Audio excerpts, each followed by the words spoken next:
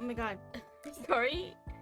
It took me so long to go live. Oh my god. Too much stuff happened this morning. In the kitchen. I was like, I'm gonna be late. I'm gonna be late. So here I am 45 minutes later. And I still gotta eat, you guys. I still gotta eat my breakfast. I didn't even get to eat breakfast while stuff was happening in the kitchen.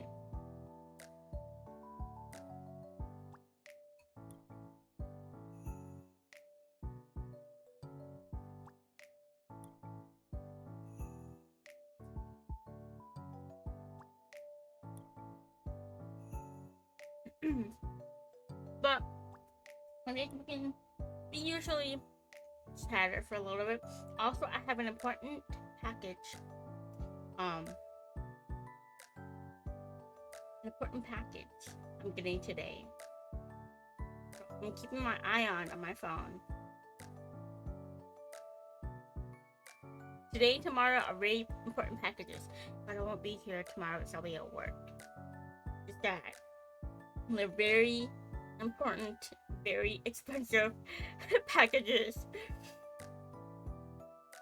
And I want to make sure I get them. I'll have to tell my housemate tomorrow.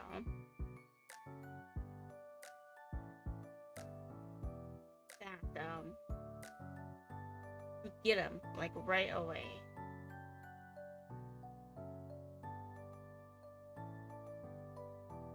For tomorrow.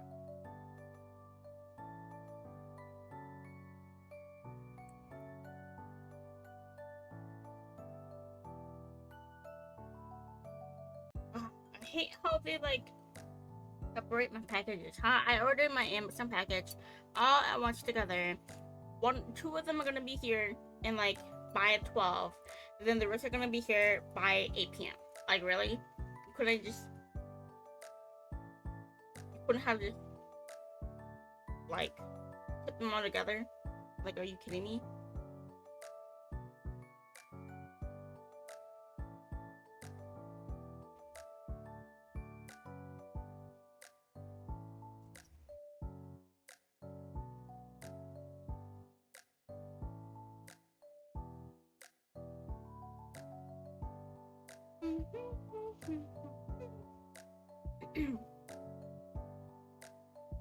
Let me close this. Let me actually tweet I'm actually live now.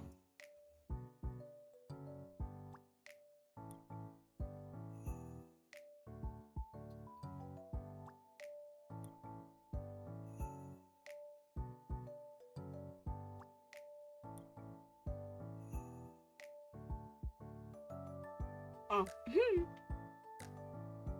Okay.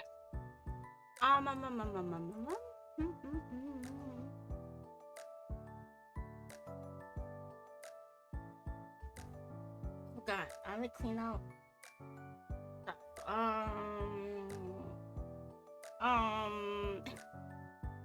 Let me do this.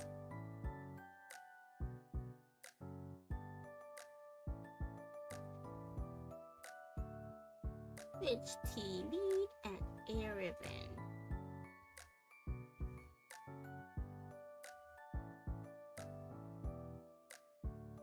There we go. Okay. Yeah, I hope everyone's morning has been smoother than mine has been.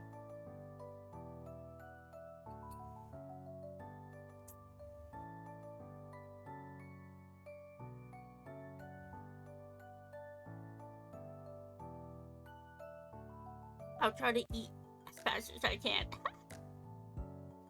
I mean, guys, like it's not hot now. It's not piping hot now, so.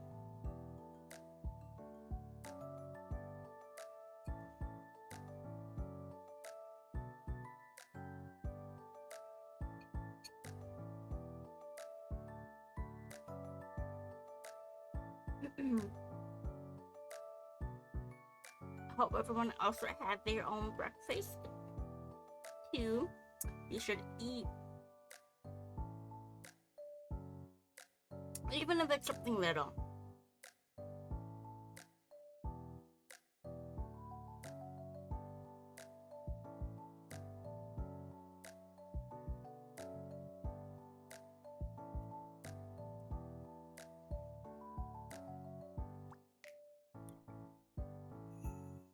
Hmm.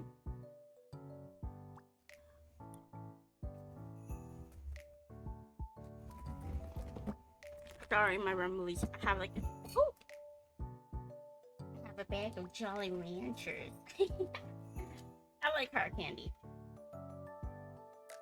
I moved on from chocolate. I am in my old woman phase, and I like hard candies. Jolly Ranchers, lemon heads. I really like the candies with the wrapper looks like strawberries. I love those. And like the little caramel kind of candies. It's really good too.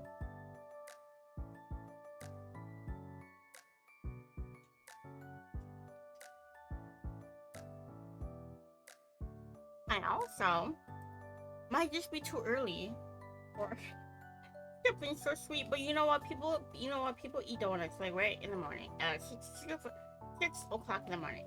So y'all can't blame me for this one. I have some macarons. Cream cheese, chocolate tiramisu, and a blueberry cream cheese flavor. They're like big size macarons. Oh my god, I just drank water. Like I just drank my Kool-Aid. Welcome. Hope you're doing well. Thank you for the alert. Oh my gosh. Pick it up. Pick it up. Hope you're doing well. Okay, you missed out on yesterday's stream. No worries though, no worries. Everyone has their own lives. Okay. Let me get up. I have to stretch more. Oh. My headphone wires.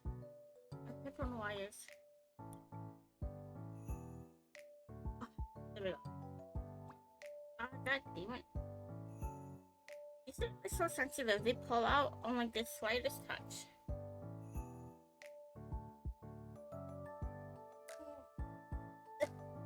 I feel like I should utilize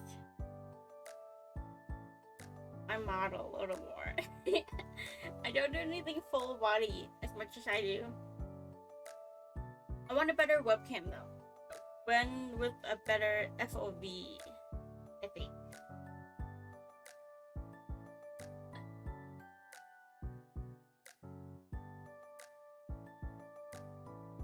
Yeah.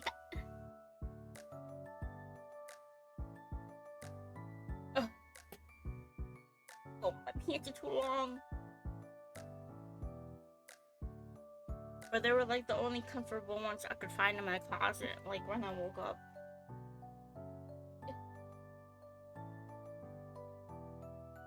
You know, being short, man, the amount of times I've had to, like,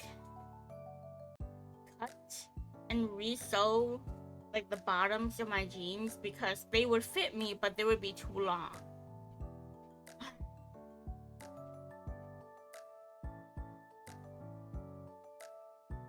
Let me just eat my macarons, okay? I'll eat one.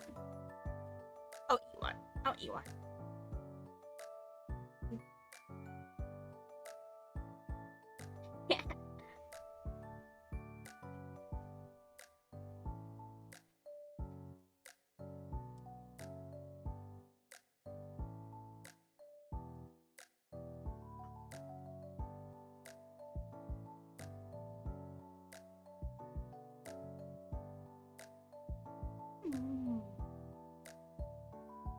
I'm not wrong.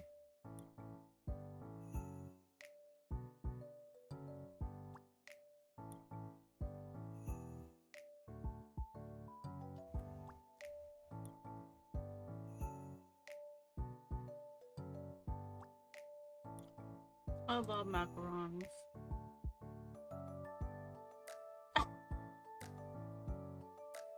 Sorry, I saw something on something funny on Twitter. But while people kind of like come in for the next 3 minutes,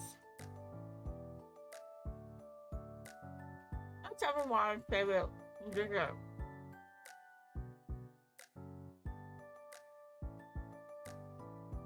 I don't really like stuff that's too sweet. Never have. So I like lightly sweet things, like cakes with like whipped cream, or like heavy, made with like heavy cream. I also do love me a good tiramisu though. Mmm. Fruit tarts are really good too.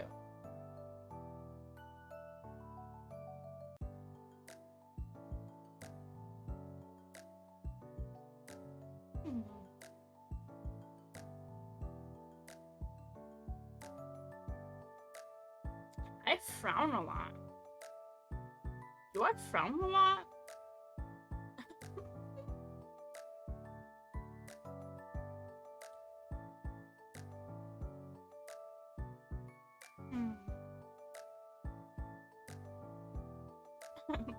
Wants me to eat cute.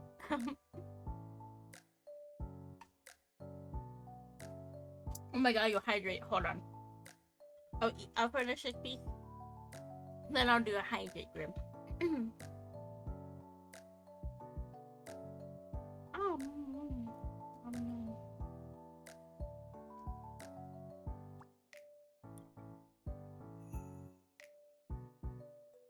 Oh, today we're continuing Dark Knight, so it's another chill stream, lots of reading.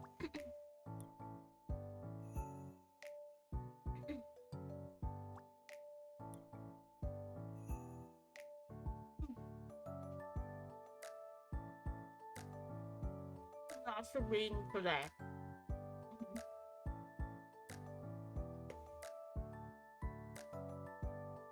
I'll make up for the 45 minutes that I missed, so I'll be going on to 1.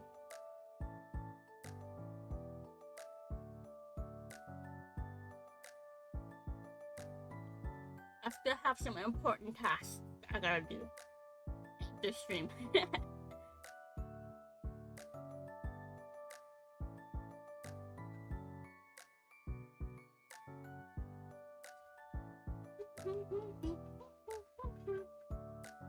Okay. Let's go with Dark Knights get to reading.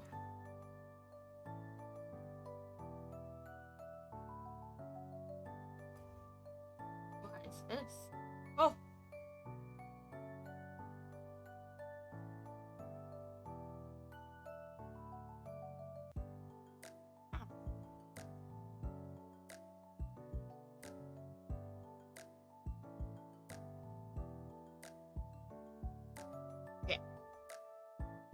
Move this here, move that there.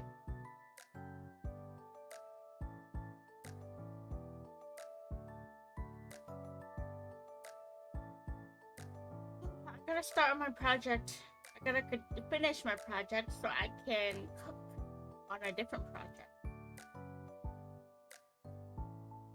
And I'm super excited for it.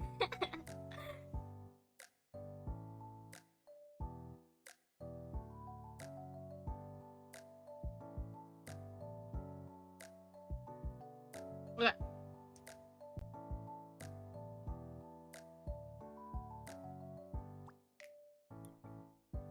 This and that.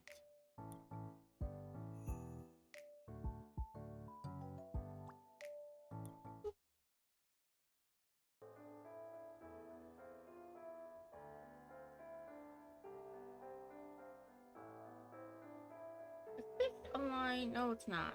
Oh my god. What happened?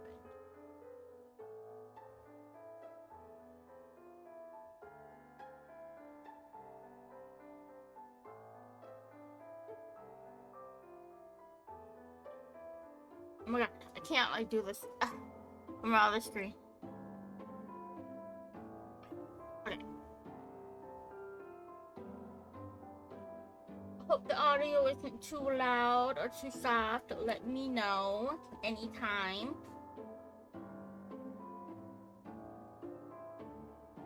But I'm feeling like we should almost be done with Junoru's route, right?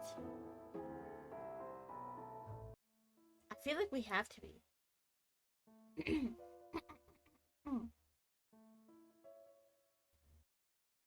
In the morning, I end up accidentally skipping school when I sleep through my alarm.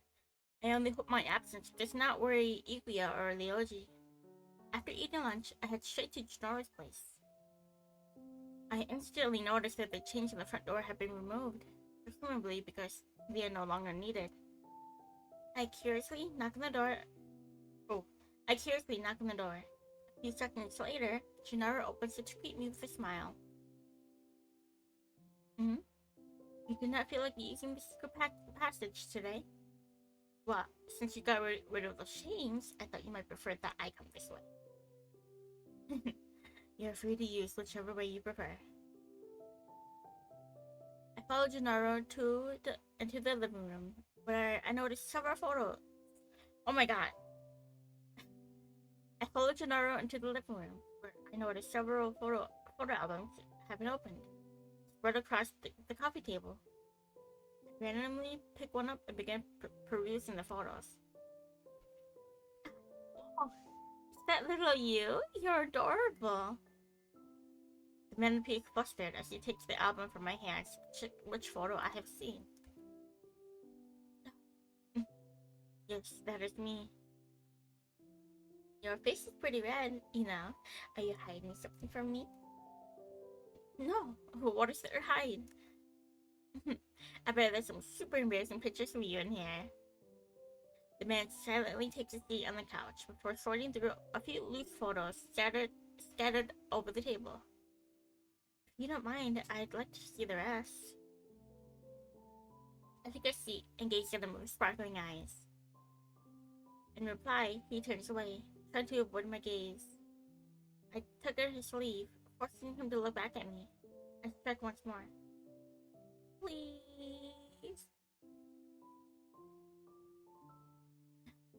It's embarrassing. If I had known you were going to visit so soon, I wouldn't have brought the albums out. So what? I'd like to learn more about you, and the embarrassing moments are as good as the other ones, as far as I'm concerned. So there's nothing interesting here. Although I am disappointed, I realize I should not force Junoru to do anything. Digging up memories can be painful, especially when they are about the deceased. Before I can apologize, Junoru moves closer to me and begins to lift the cover of the album in his hands. I blink in confusion. On second thought, perhaps it would be nice to share my memories with you. It has been quite the burden, keeping everything to myself. I mean, if you don't want to, then he shakes his head silently, slightly, and smiles. These memories should not be locked away. Especially not my time with Roya. You did meet him after all. Maybe. Shall we start over? I wish to share my story with you. I am shocked, to say the least. Why is the music quiet? Silent. It's on. But I managed to nod. Before Junoru continues with his story, he served me tea. You might like an appetizer, as this would take a while. As you already know, Roya and I were born into the Kenriji family. I do try to keep it hidden, however, as the name evokes certain reactions. You have read about my family in your history books, as have most of the other villagers, and it is to be expected. Which reminds me, if your whole family was supposed to have died forever ago, how were you here? It is complicated, but I was in the slumber for around a century. It has not been long since I woke up. The village did not change as as much as I expected. Where should I start? It feels as if everything happened only yesterday. Junoru flips open the album and begins his story from the first photograph. Raya, where are you?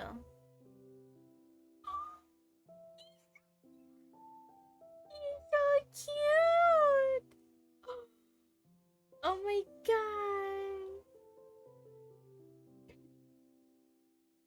I ran through the hallway searching for my brother, even though I told him I gave up on arguing my hide and seek. He still had not come out. A room with large doors caught my attention, so I walked inside and yelled for my brother. A small wooden box piqued my interest, rather, was the fact that it was sealed behind a glass door, reinforced by several heavy locks. I love his outfit. It's so cute. What could be inside? When I reached out to touch the glass, I heard my brother call out to me. That's the family heirloom. Don't touch it. A little monocle on such a small boy. Oh my god. And the hair? How did he go from this to who he was in like our present day? Oh, Roya, don't scare me like that. I sit in a storage room. It's called being hidden away in plain sight, you know. Nobody told me about this. When you're older, I'll tell you all sorts of cool things. Roya grabbed my hand and squeezed it as she pulled me along. Where are Mommy and Daddy? They worked late last night, so they're resting. Oh, they have been really busy lately. I felt disappointed as I recalled the times we had spent together as a family in the past. I hope they can play with us again soon. You should go to sleep, little bro. I do not want to. I can't make mad face. Huh? Why are you always so difficult about this? No wonder Mom has a hard time with you. You never want to sleep.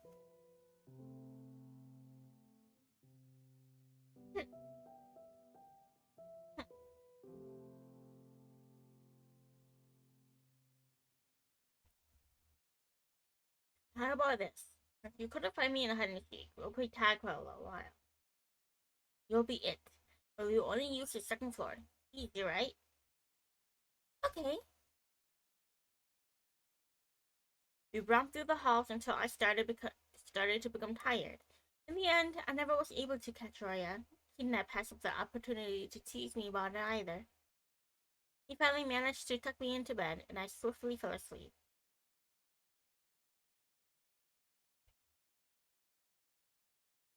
In the middle of the night, I woke up to a strange noise. It sounded as if someone was knocking on the window. But my room was on the third floor. I crawled out of bed and pushed the curtains aside, where I found a note stuck to the outside of my window. I was frightened, but I retrieved and opened the letter. The handwriting was messy, but its message was clear enough. Mr. and Mrs. Tenrigi, you have 1 week to leave the village. If you do not, the deaths of you and your sons will be assured. My hand shook in fear while I stared at the paper. What's going on? Why would anyone threaten Mommy and Daddy? I assumed the letter had been accidentally sent to me to my parents, but I could not bring myself to give it to them. I feared it would only make the situation worse.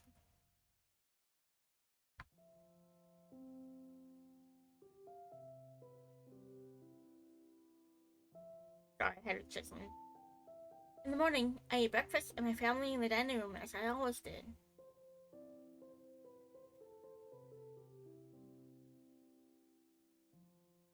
The atmosphere was quieter than usual, and I could not bring myself to meet my parents' eyes.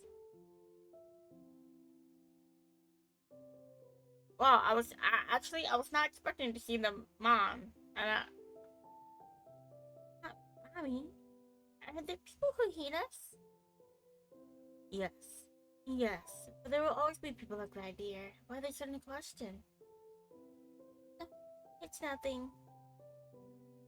Did something happen at school? Wait.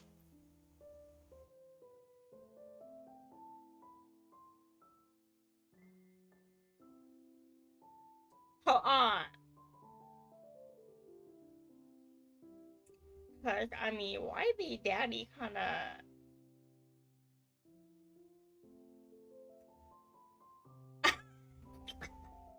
why their dad kinda the dad couldn't have been an option?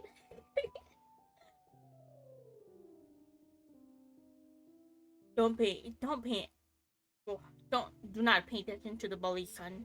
Even if you live your life without making a single mistake, someone will find a reason to dislike you.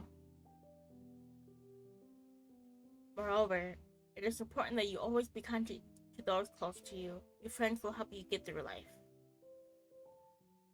Although I did not understand what my father said, his words felt reassuring. Mother reached out to gently caress my cheek, giving me a soft smile.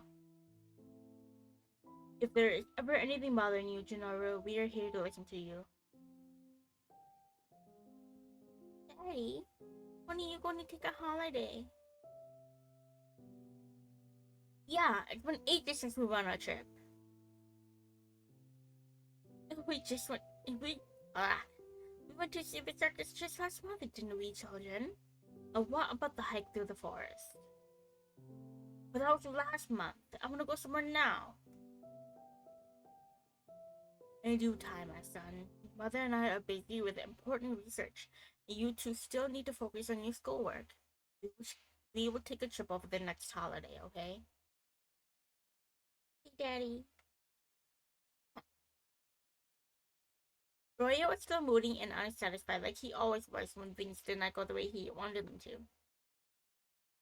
Mother patted him on the head and poured him another cup of tea.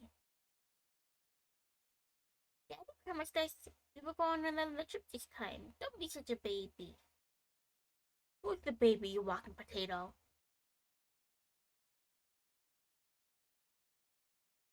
Daddy. Roya, be nice to Junoru. He is so only sibling. Can't you give me another sibling instead? A less annoying one. Wow! Mother and father stared at each other for a long moment. Finally, father blushed and took a sip of his tea, leaving mother to respond. Dang! Not you letting your wife answer that question. We can't predict how your new brother react. Besides, I think I'd rather give you a little sister to take care of. I don't want to take care of anyone else. Can't you give us another brother? No, sorry.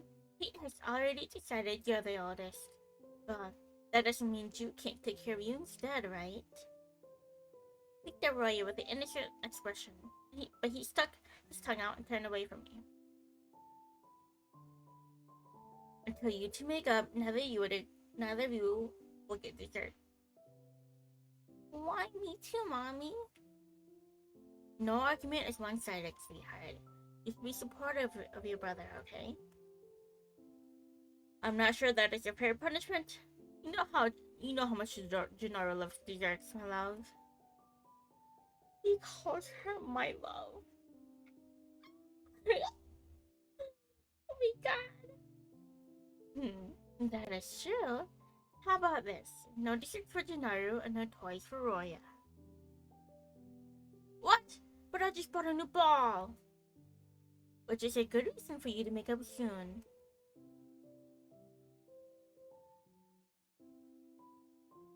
I poked around my plate inside. Upon noticing my gloomy face, father discreetly shared a piece of chocolate bread with me, winking before returning to his meal.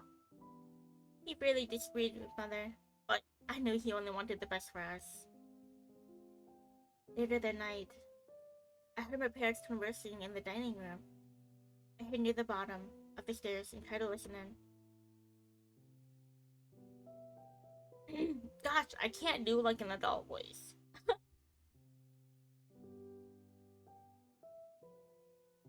Dear, have you been getting enough rest?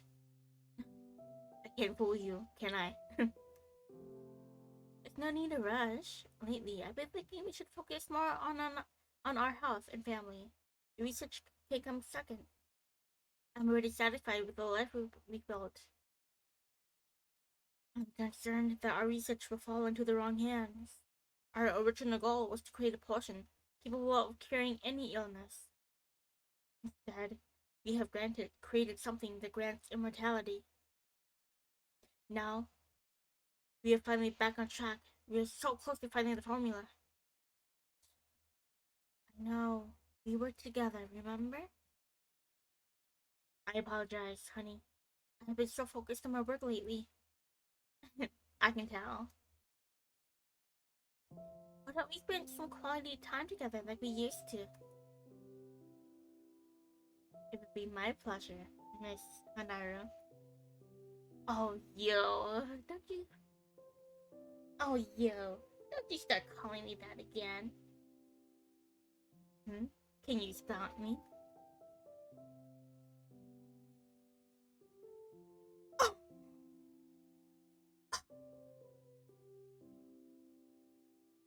oh, Diesel, save that for later tonight. Oh, stop! Father chuckled and Mother mumbled something too quietly for me to hear.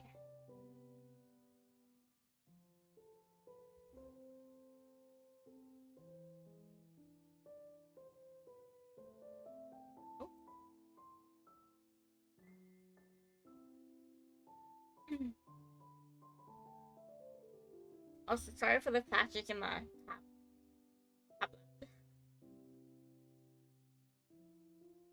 Can you check on the children? I'm especially worried for Junoru. Her child does not like to sleep. Of course I will. Of course, I'll take care of the boys. You can go to the bedroom. I'll join you later. I dashed back to my room and buried my face under the blanket, hoping Father would not notice that I was awake. When the door opened, my heartbeat quickened. I nervously clamped my eyes shut. Oh, baby. And then slowly pulled the blanket down. Juju, I know you're not asleep. Damn, that's hot. Damn it. Damn. His dad's fucking hot, bro.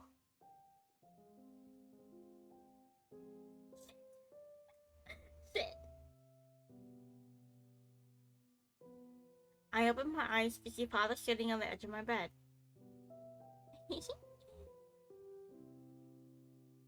I heard you running up the stairs. Did you eavesdrop on my conversation with your mother? Yes. He smiled gently and stroked my hair.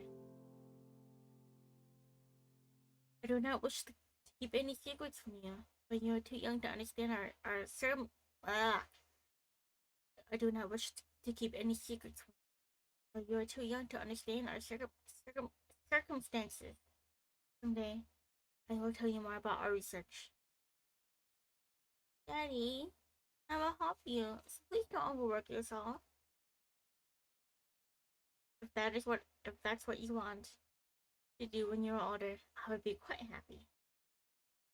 Now tell me, why are you still awake? I'm worried about the letter I received. I still cannot fall asleep. Should I tell Daddy about it? My hands clutched under the blanket. Suddenly, Father disturbed my thoughts with a question.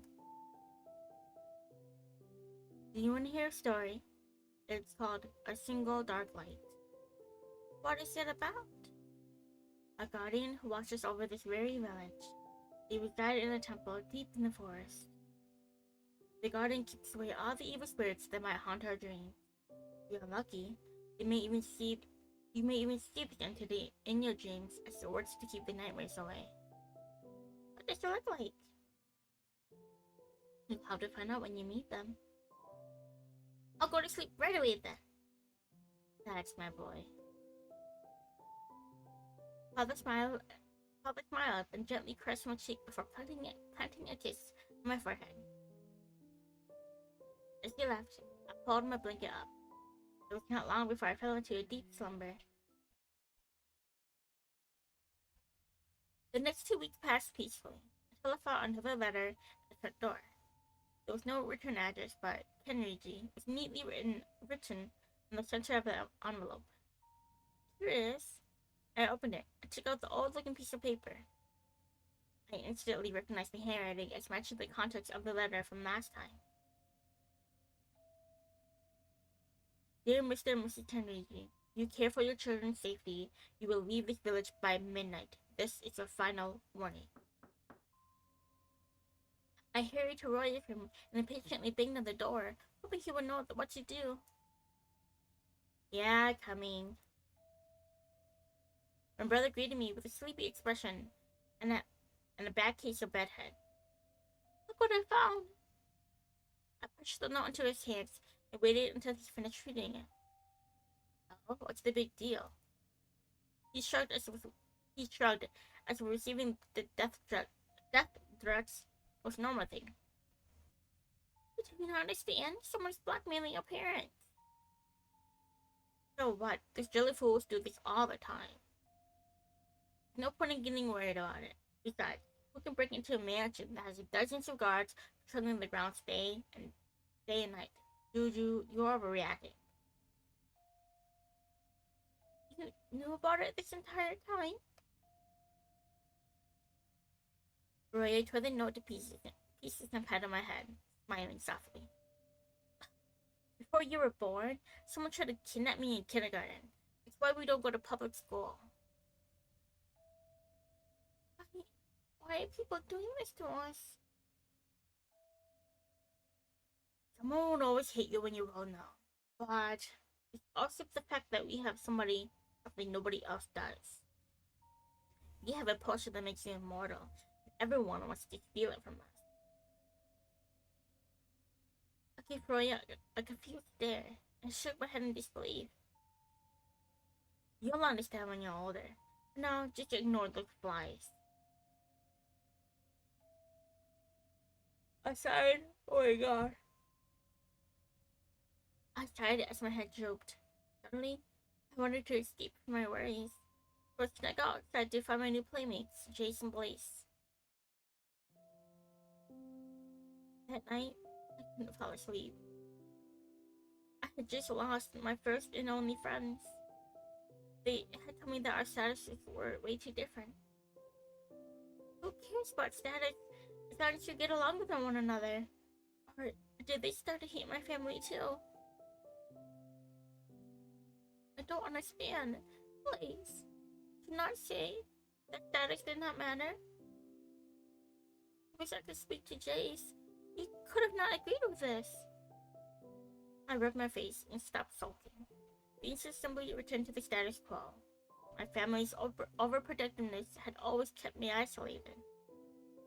The noise of something shattering resounded from the hallway.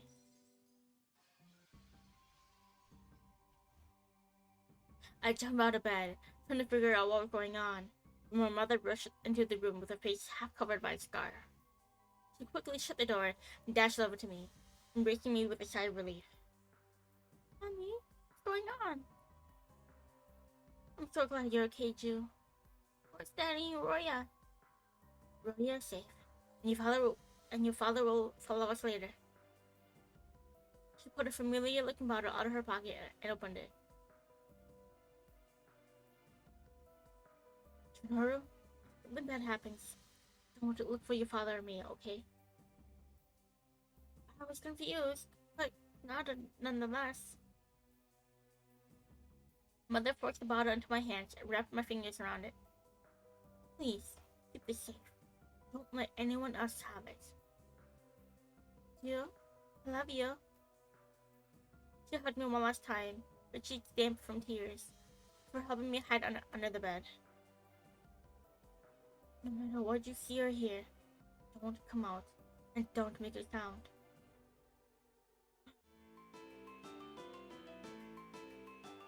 What? Barely a moment later, the door slammed open. I caught a glance of one boy with bandages covering his mouth and a number of adults with their face covered. I don't have it! Chasing me is a waste of your time. On the contrary, taking your life is of equal value to us. I'm not afraid of you. One person charged at her. She grabbed the opponent's arm, and as they were confused, she threw them against the wall. The enemy was surprised, but did not lose the focus. The leader of the men motioned towards Mother. In a few short moments, they had her restrained against the floor. She continued struggling, but there was no way out of the grasp of 3 armed men.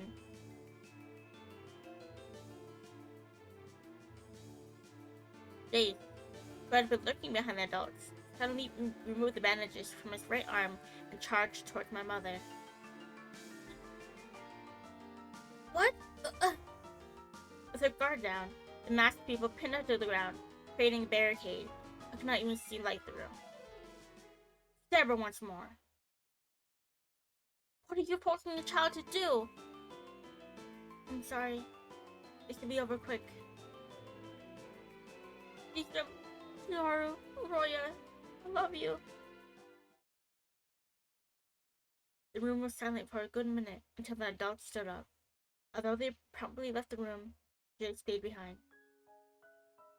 I could barely prevent myself from gasping when I saw a pool of my mother's blood was lying within. Suddenly, Jace glanced in my direction and walked closer to the bed. Hey, I know you're here. I let out a scream, crawled out from under the bed, running towards my mother's body to try to wake her up. I took my mother's cold hand in mine. Sharou! Hi! How are you doing today? What? Little babies! Yeah, what a moment to come join me.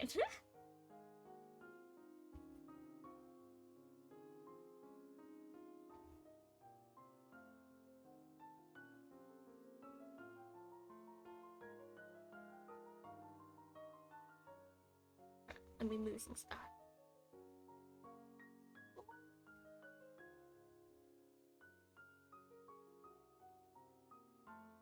Okay. I caught my mother's. But yeah, hope you've been doing good today, this morning. I took my mother's cold hand in mine, causing my vision to blur as the tears welled up in my eyes. She's no longer with us. There is no point in doing that. Bug? What kind of bug? Like a spider? Or something else? I'm doing good. Stream started a little late because I had some stuff to do in the kitchen, and then my housemate held me up in the kitchen. Oh. I thought you were like a real bug.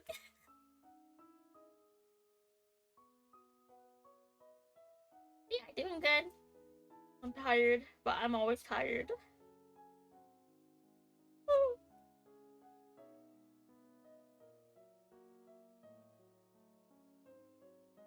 I made sure she peacefully passed on to heaven.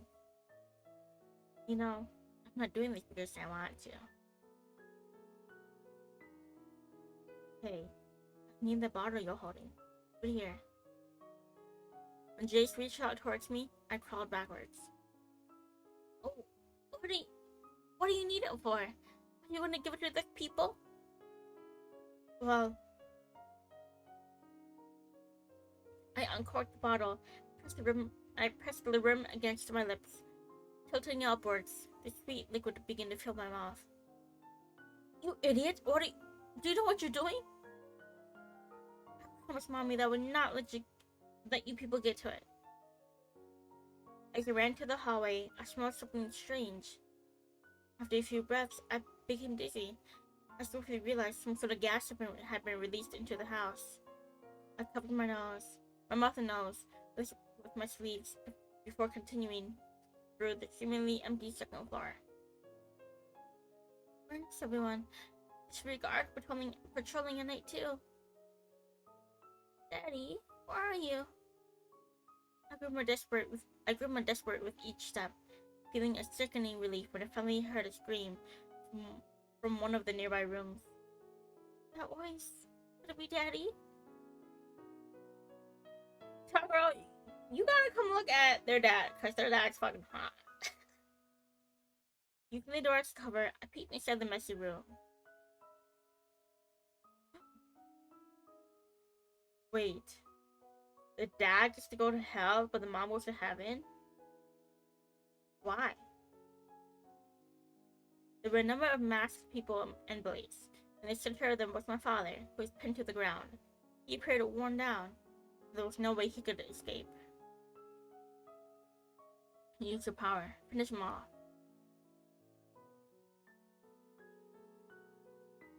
Send this man to hell already. Lord knows he deserves it. You want me to get rough with you, do you? My brother should be here soon. He can... Hurry up! No! Are they gonna show him again or not? If not, I'll pull up like a PNG. Voice flinched, but then slowly walked towards father. Oh, there he is! There he is! There's his daddy!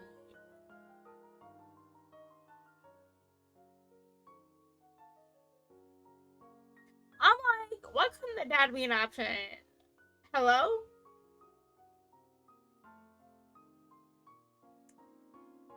Ain't he hot? I never thought you would bring children. I can't talk. I never thought you would bring children into this. I cannot believe someone like you was ever on our team.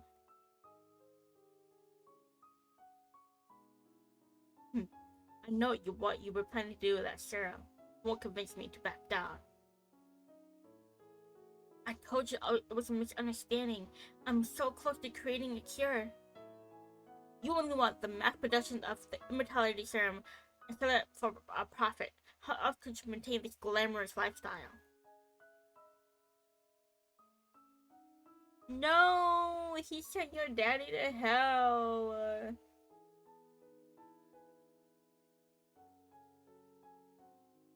For real. I watched while Blaze stabbed my father. He only lay there, unmoving, without making a single sound. Before I could react, the adults turned around and glanced in my direction. I immediately ran away in a panic. What's happening? This can't be real. It must be a nightmare. My footsteps echoed through the silent hallways. I didn't know where to go, where I was going, or what to do next. All of a sudden, I was knocked on the ground. As my knees hit the ground, I felt a sharp pain in my back. It hurt. I can't get up. My limbs gave up, and I collapsed on the floor. I didn't have the strength to crawl. Even my eyelids became too heavy to lift.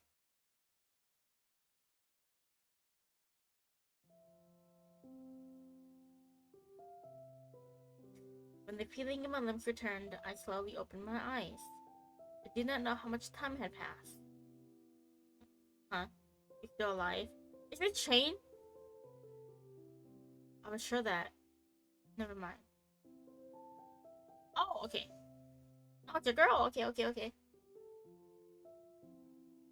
turned my head and noticed a mysterious girl sitting beside me. She wore a large scarf, which covered her neck and part of her face, and a few strands of pink hair sticking out of the fabric. Even though I had never seen her before, a familiar aura surrounded her. I opened my mouth to speak, but my throat was so dry that no sound came out. Is it strange? How do you feel? I looked around and realized that I was laying in the bed. I didn't know where I was. Oh, flashbang. Through the foggy pain in my head, I managed to recall a few key memories.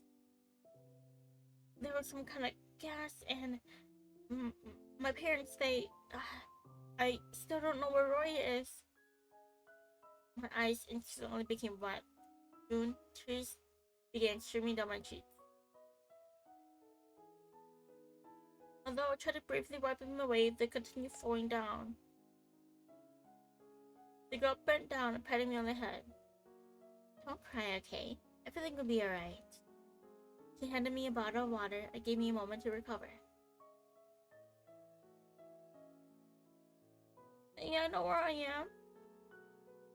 You're my place. Feel free to stay for as long as you like. Thanks. Do you know where my brother is? I don't. I'm sorry. Why did I only get away safely? I did search for your brother as well, but I couldn't find him. There's a chance he's still alive. I was disappointed, but also relieved that Roy might still have gotten away somehow. You are Junoru Kenriji, right? Yes. How did you know? I heard a lot about you from your mother. I didn't expect you to look so much like your father. I pressed my lips together at the remembrance of my parents. The girl gently patted me on the head before speaking in a calmer tone. Well, Junoru, I need to give you a checkup. Your body was in a strange state a minute ago. Oh, there's no need. I do feel a little lightheaded, but that's all. She sighed and crossed her arms. It took a minute before I finally gave it.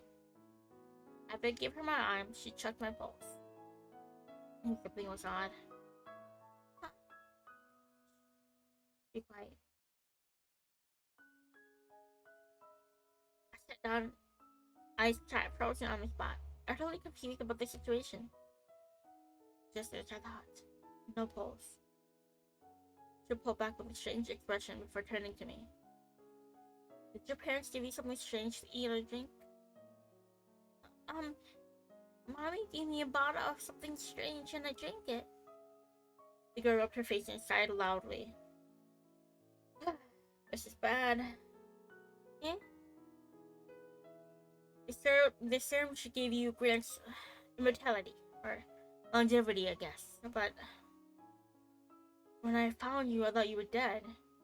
So in my theory, but right now, I believe you're frozen in a state between life and death. Does that mean I can't die? It's difficult to explain to a child. Tell me, please.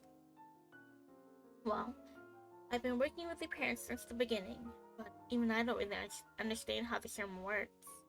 As far as I know, you could only die from either being beheaded or having your entire body burned. Once you reach adulthood, your body will most likely stop aging. Like, you'll grow to the point where your DNA will normally begin to break down, and then stop. A man with an incurable illness volunteered to do a trial for the serum. He was murdered before we could finish the research, unfortunately. If I had to compare it to anything, it would be like a zombie-like state, but without any decomposition. You see, we actually developed the serum directly from a zombie sample.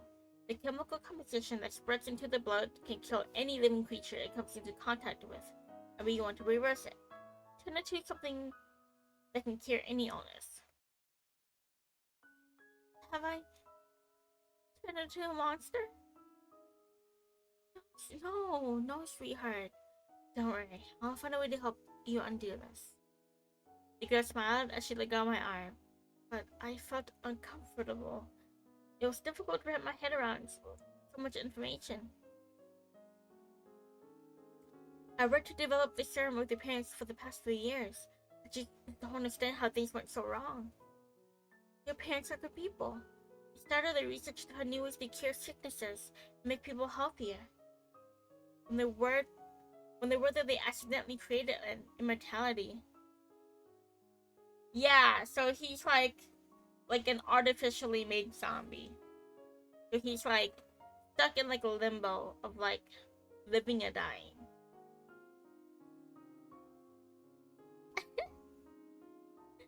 So with Junoru's route, so like we're just getting the backstory right now, right?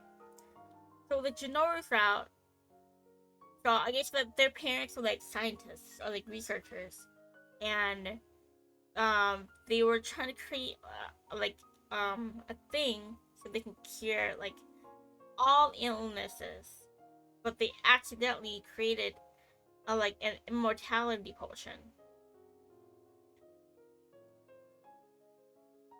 And there's an ad. So maybe I'll wait until ads are done to explain. Even though the members of the research team became greedy, I wanted to steal it. That explains why our home was attacked. But not how Blake and Jake got involved in this. And by the way, I'm your uh Yoki, but you can call me Yoki.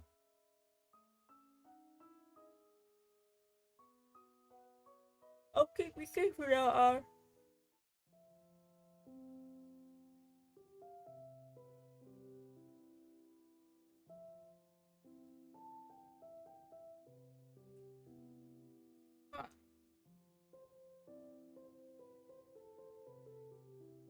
See?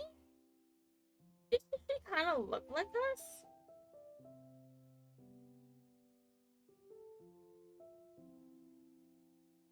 Yoki pulled on her hoodie and to release her long pink hair. It was so beautiful that it almost looked like a wig.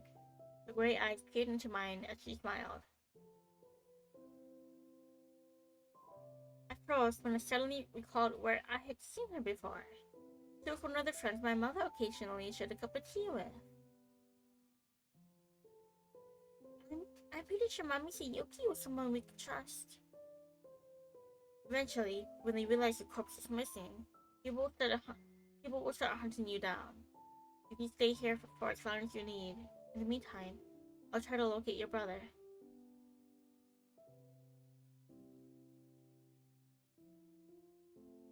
Are you back, Max? Are you back, Max? Mommy, sorry. I was saying, doesn't she kind of look like us? Like low key, low key? But yeah, anyways. So they accidentally created an immortality potion. And I guess their team, some of them, like, wanted to, like, steal it, right? So they started to threaten the family and be like, oh, you better move out of town or else you'll regret it, you know. And they didn't. And their house had just gotten attacked. They wanted to steal the immortality potion. Um, but Junoru drank it because his mom was like, "Don't let anyone like steal this." Um, I don't know how Roya, becomes immortal. Oh, but that's like the gist of their backstory. And then Junoru had made friends with Jason Blaze, and they're the gatekeepers of heaven and hell. Um, I don't know how like the evil team members got in contact with Jason Blaze, but I guess they were like making Jason Blaze like kill the parent.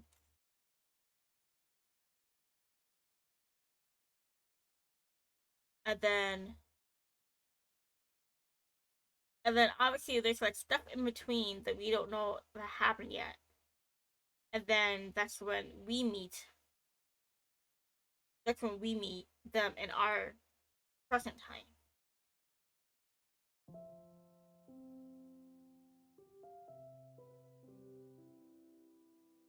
Yeah, so like the timeline is kind of backwards because, you know. But yeah.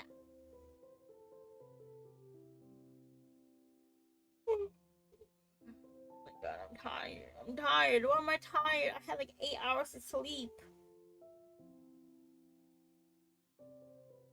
Oh my god.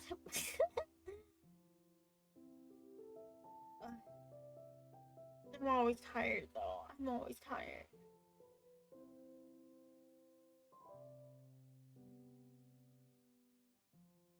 So right now we don't know where he is, right? I don't know how he becomes immortal, but I mean eventually I guess like we find him. But in our time he's dead. Like they got him. Like like like Chain killed him. Which is sad. I'm sad.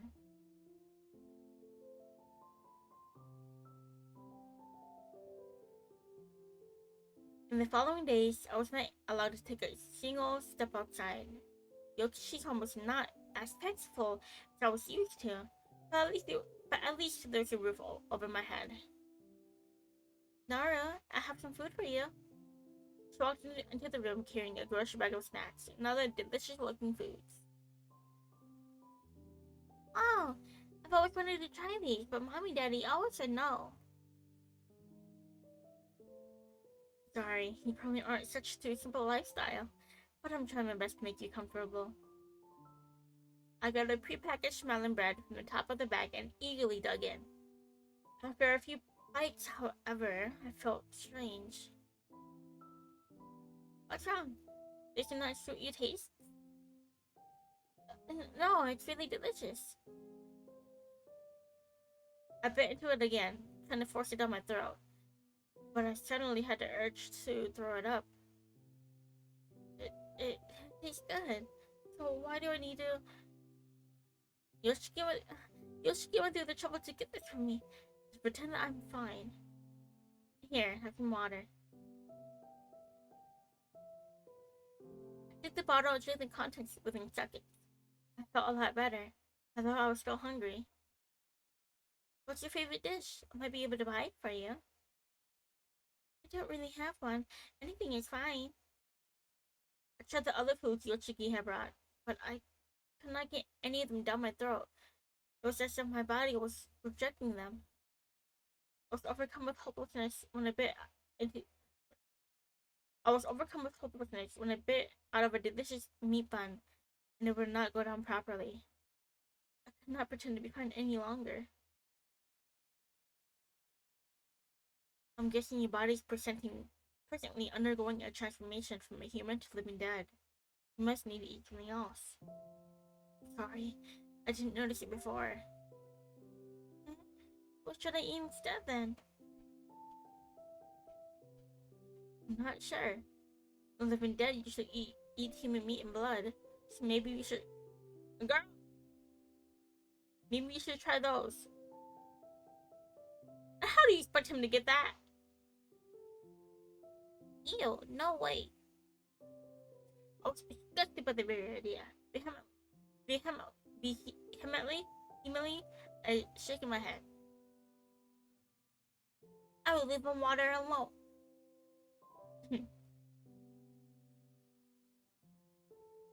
Huh? If you say so, just tell me if you ever change your mind. What do you mean by that? What?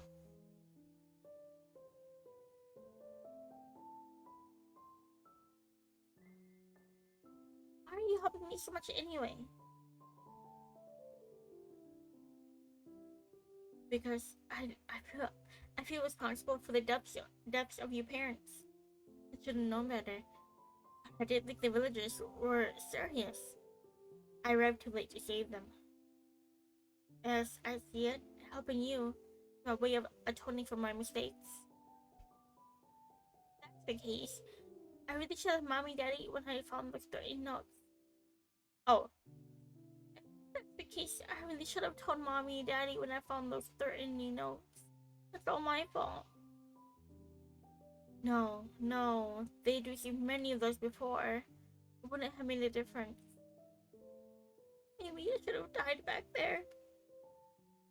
Junoru, don't say things like that. Your life is a gift. Don't throw it away when your parents would want you to live on happily. And I'll make sure of that. Yoshi took my hands in hers and stared firmly into my eyes. Somehow, my doubts were instantly washed away. I spent time in an empty room for the next week. Yoshiki had a job to go to, so she could not watch over me the whole time. I had been away from home for a while.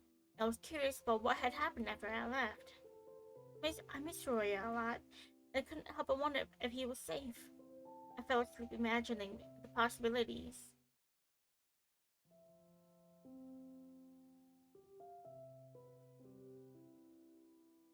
When I opened my eyes once more, the room was dark. Save for the moonlight that shone through the window and onto the bed. Yoshi was not back yet, but I was really thirsty.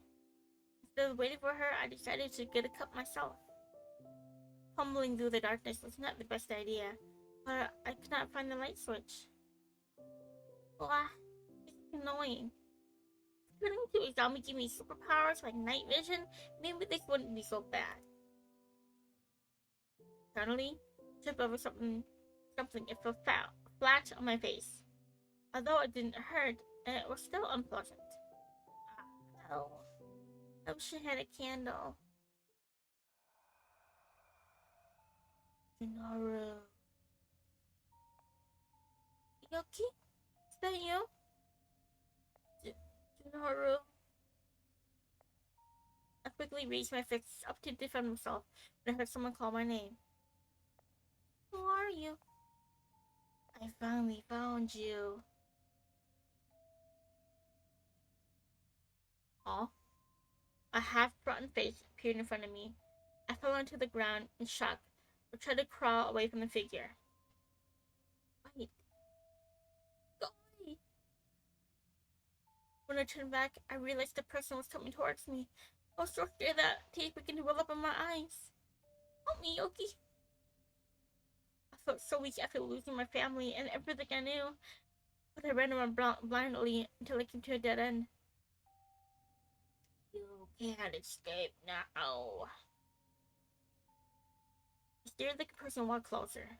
When she stepped into the moonlight, I noticed her dirty, damaged clothes and hair so messy that it resembled a bird's nest, a few loose strands shielding her face. The things Yoshiki said before flashed through my mind, and I realized this person must be a zombie. How, how did you find me? What do you want? Junoru, you must help me. The woman crept towards the marionette-like movements. I had to avert my eyes. Don't come any closer. I can't help you. I need the potion, and you must have it. I don't understand what you mean. Leave me alone. Help me. You know what? I should turn on my reverb.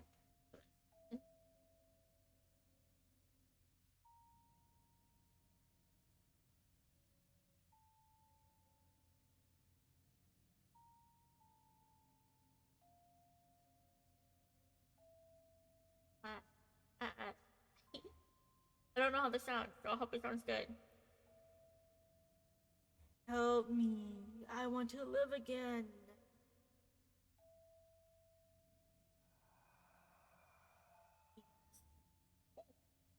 Hold on.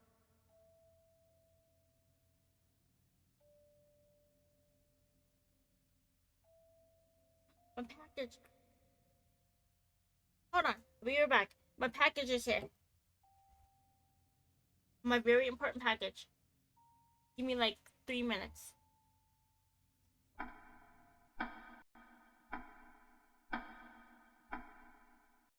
Oh. Wow! Oh, legendary! Whoa! Oh shit! Oh shit! Okay, okay. Legendary knife? Whoa! Damn! Plus Let's 480! go! I'll take that! Legendary knife? Shit! Big Oh, liar. I can't have the lie. Yeah, you can't have those. That's fine. I'll take it! Legendary chalk cookie. Legendary Woo! cookie? Holy shit. I'm ripped. For real. Save. Yeah, save that shit. Okay, look at the other ones. Oh, the sweating one! Oh wait, but I died. We have 3 lives. Oh. Remember? Did we get this one last time, or was that with someone else? I can't remember. I think we got stuck. I think you got stuck somewhere. Yeah. Whoa, whoa, whoa, whoa, whoa, wait, God. whoa! Oh god, Wait. it's too fast for me. Why are we going so fast? I got ink. Oh, what? Oh god. Why? Ah! Oh, oh, come on! Oh my god, I just... Oh god. What? Oh god.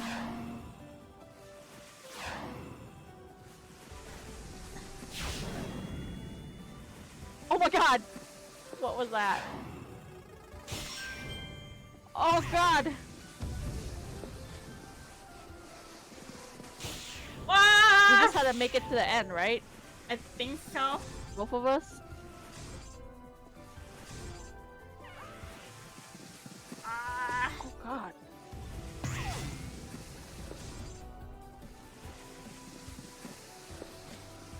I'm ready. You're almost there. Where I'm am I going? spectating you. Where am I going? Ah! You just keep going straight. Oh, snap. Oh my god, don't go down. Ah! Wait.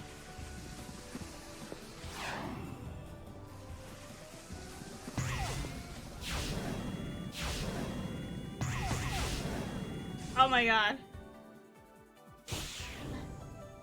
Oh god, you got it. You're there, you're there. No. I'm like in the wall. Can I get out? Oh. Nope. Oh no. Where am I? I'm like stuck in my sled. Even if your day is bad, make sure you're staying healthy, okay? Okay. I'll try my best. Good girl. He did not just call me a good girl. No, fuck you, man. He did not just call me a good girl. He did not just call me a good girl. He did not just.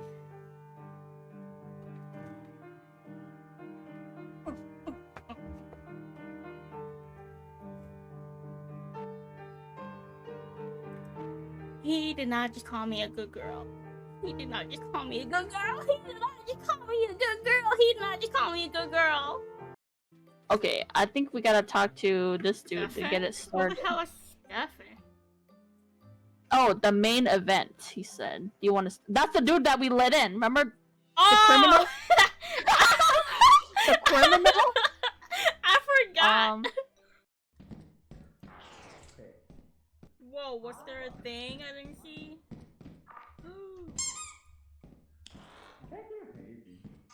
Oh yeah, I see. Are you guys over here? Whoa! Boomba! Oh! Acquire head spawn! Be careful!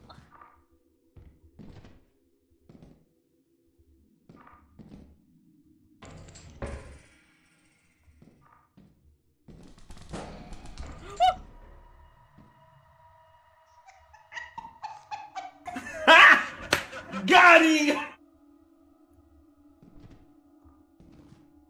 Oh my god, it laughed like you.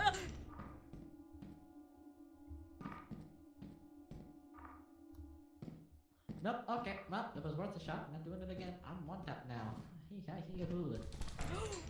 Jam, is that you for real? Or no?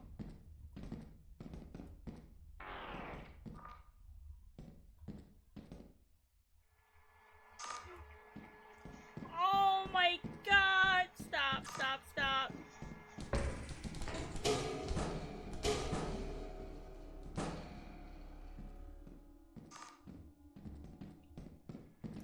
Tabru got by that thumper. Woo!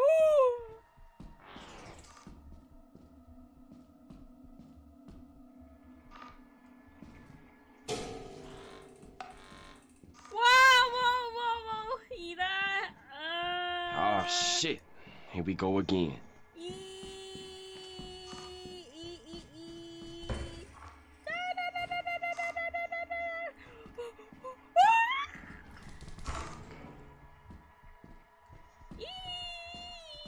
The cannons.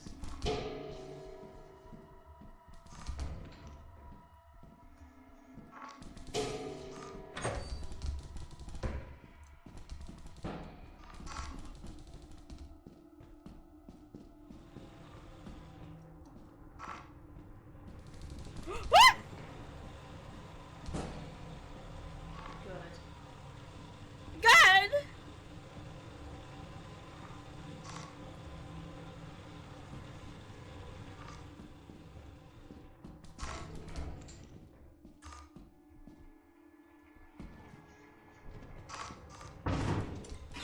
No, it's the bad.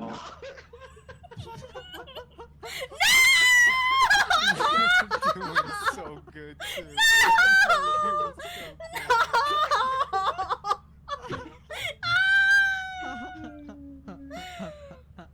You actually survived for so long.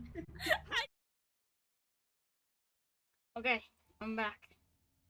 Oh lord, probably took more than 3 minutes. The package is big. But I got it.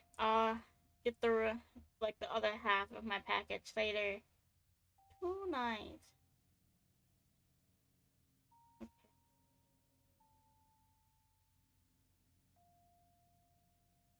Where is my other tracking number? Oh, well, I guess should I reveal it? It's not personal. It's like I've been cooking. We've been cooking. Should I say it now?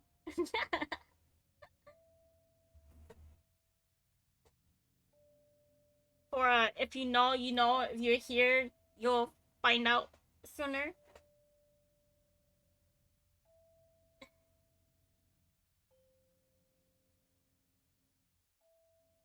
I mean, I mentioned it before, like on like a previous stream. It was like really quick. Um, Zai, Zai and her boyfriend are helping me build a PC. So I got like a new monitor today. I got my mouse.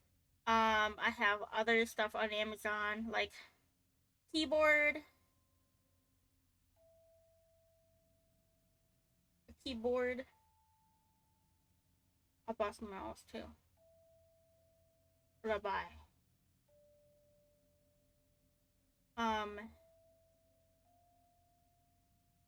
Keyboard, desk mat. I bought the thermal paste on Amazon. My PC parts won't be here until tomorrow though, which is kind of disappointing. If I knew it was gonna take, if I knew it was only gonna take a few days to get here, I would have ordered it on Sunday, so they could have been here today.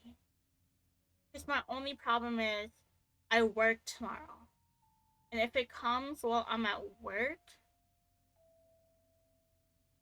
I'll have to ask my housemates to get it. but I want to make sure that they're careful with all the parts because I know how sensitive those parts can be, and if they aren't careful and someone gets fucked up while they like bring it into the house, I would be so upset because I spent money. I spent money on those parts, and it's like not a lot. It's like a little bit more than what my laptop was, my gaming laptop was when I bought it. But I mean, it's a still like this is gonna be like an investment for just like streaming in general and just like personal stuff.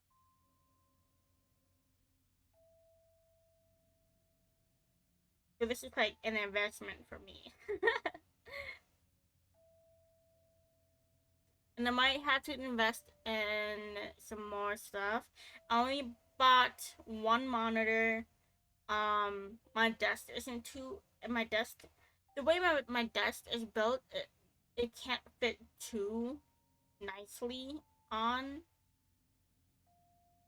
Yeah, hopefully no more worrying about the fan noises. Yeah, because my PC will be on my PC will be like on the floor in like a little cubby area. Mhm.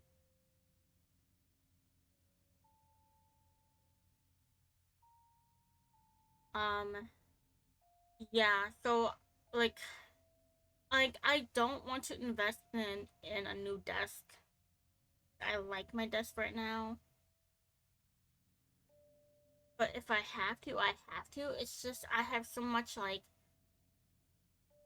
decorations and stuff on my desk. I wouldn't know where to put it. And my important tasks that I've been talking about, it's just me cleaning my desk, so I can't like make room for like all my new stuff. That's literally all what my important tasks are after stream. But yesterday and today, I got like a good portion of like under my desk cleared out for the PC. I have to buy a new little not shelf but like a little pull out drawer thingy because mine is kind of broken. So I'll have to buy that by this weekend. Um, and just some more stuff. So it's just like a lot of investment, not in only just the PC, but just like personal stuff. Um, and I usually don't spend this much money, like not like very often. Like my laptop, my gaming laptop, I bought like 2-3 years ago. That was like one of the big investments I've had, and then this is like the next one.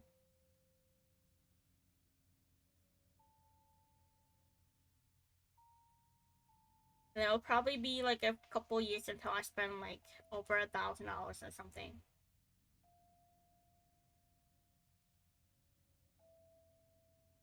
But you know, I feel like this is like a good investment. I think my gaming laptop was a good investment when I bought it. This will be a good investment.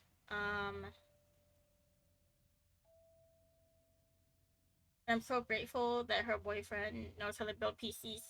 Because I was just gonna buy a pre-built one because like I wouldn't even know where to start or like how to start building a PC. I wouldn't want to buy the parts and like fuck it up because I'm dumb and I like did something wrong, you know, and then I'd have to buy another part.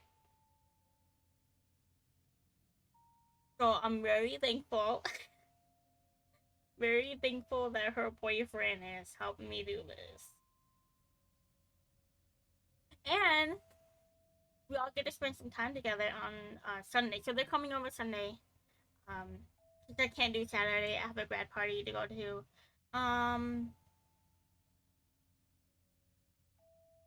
Yeah, they're gonna come over and hopefully I get off work on time on Sunday, and then they're gonna help me build it, and then we're all gonna go get dinner and hang out. We haven't me and Zai haven't hung out in like 6 months in person.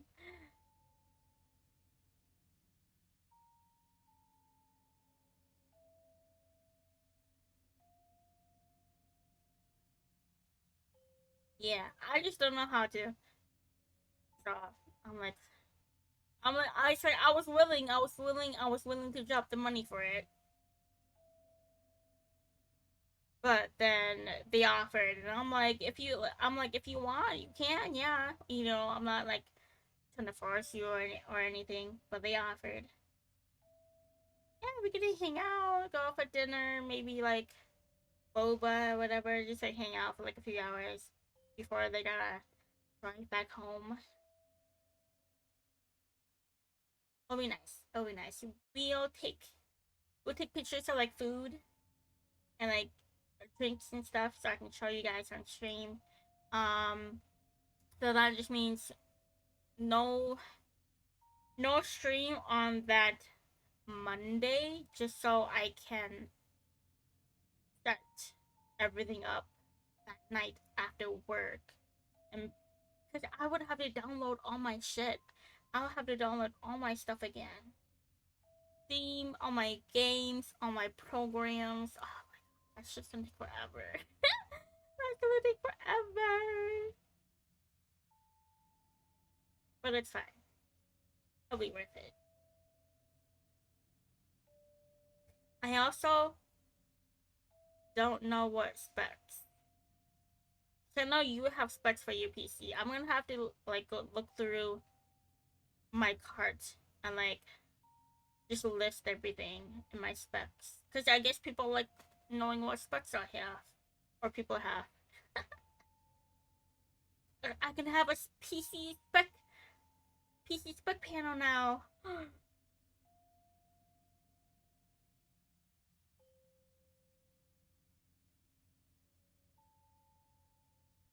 Yeah, the most important part, obviously, my spec panel.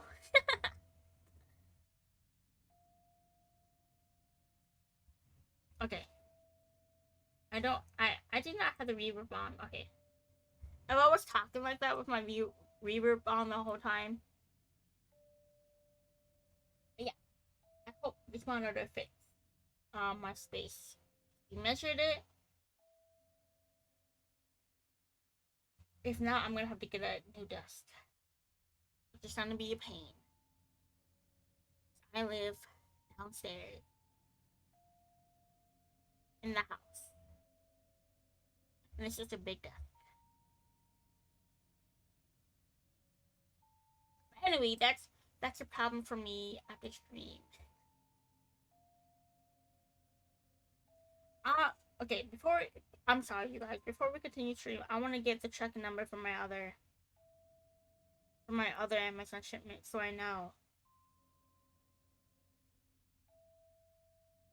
So it's out for delivery right now, but it says arriving today by 8 p.m., which could be within the next hour, or literally by 8 o'clock at night. So I'm gonna make sure I can hear my phone vibrate, see if I get like an email.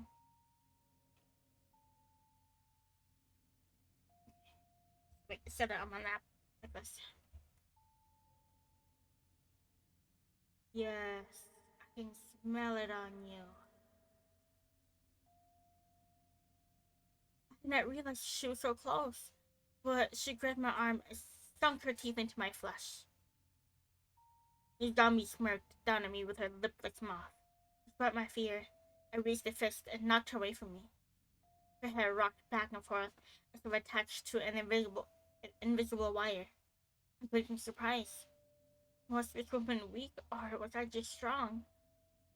I was attacked again, but I dodged the sloppy movement and kicked the zombie's legs, causing her to fall. I need to eat more. My feet faded away as adrenaline began to flow through me. I need to live again. And if you keep bothering me, I will ensure you never live again.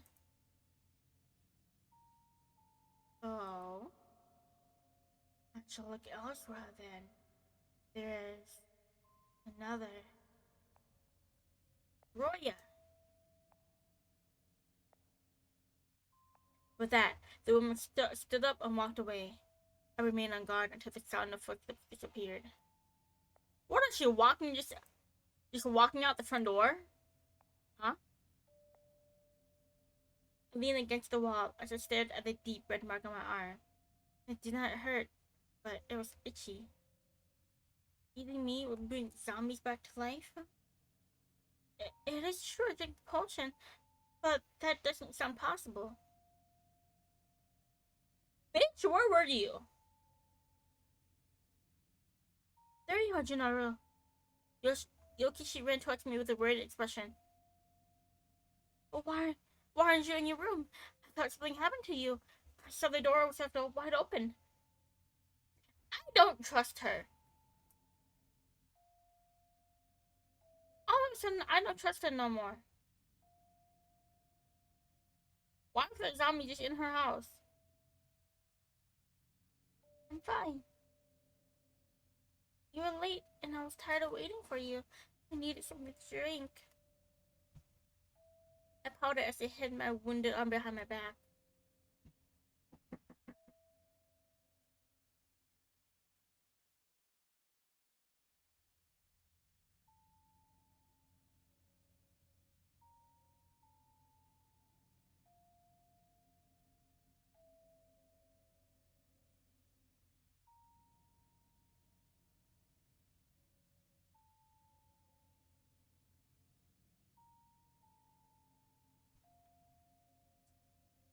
I forgot another thing. Wait, what the fuck is this?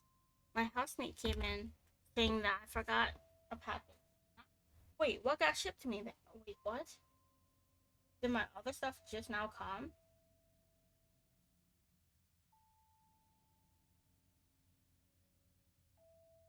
Huh?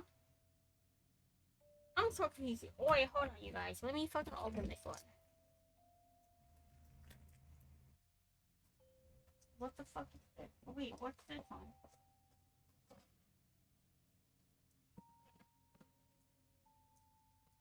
Unboxing video time. All of a sudden. Unboxing stream.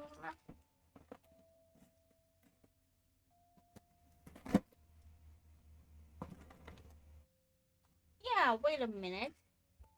They did deliver all my fucking shit. Wait, this is my keyboard.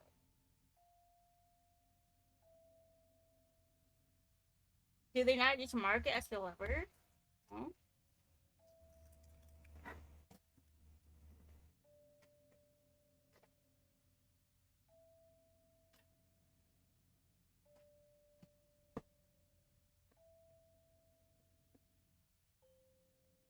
Or maybe I'm just... Is this beside the monitor outside? I'm blind, bro. You guys, I'm blind. I hope you guys know that.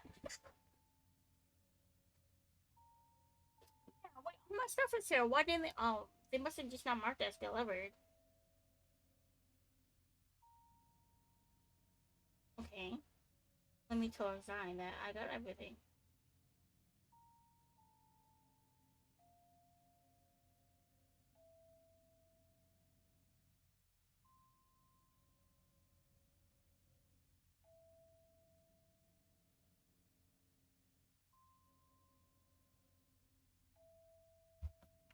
Maybe I'll post pictures. You guys want pictures? I'll post pictures. Like my keyboard, my desk mat, and my mouse.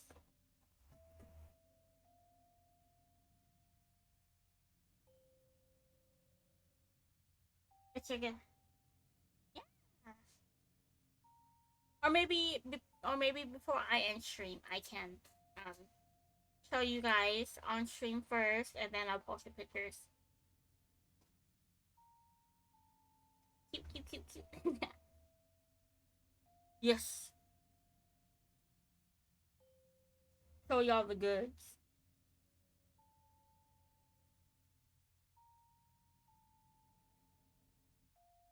Building engagement. I have to. I'm big braining right now. Okay, I'm a big braining. Okay, if you guys want to see, firsthand, first looks at my stuff, you guys gotta stay till the end. And anyways, you guys won't see it until I end stream anyway. So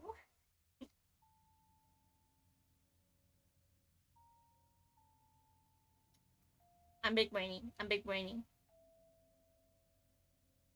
Yokishi glanced around suspiciously. Afraid that she had seen through me, but she never asked the question. I was sure she noticed something strange, but didn't go into the topic to prevent worrying me.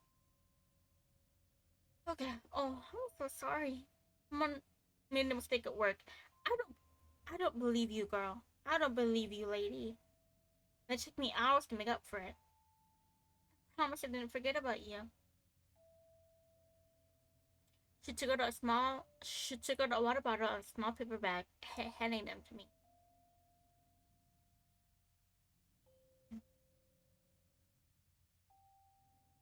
I curiously peeked into the bag, backing away when I saw its contents. What is this? Oh, okay. It's blood donation. Okay, I thought it was gonna be like pieces of meat. I smuggled the blood donation out of the hospital and just got hungry. I don't need it.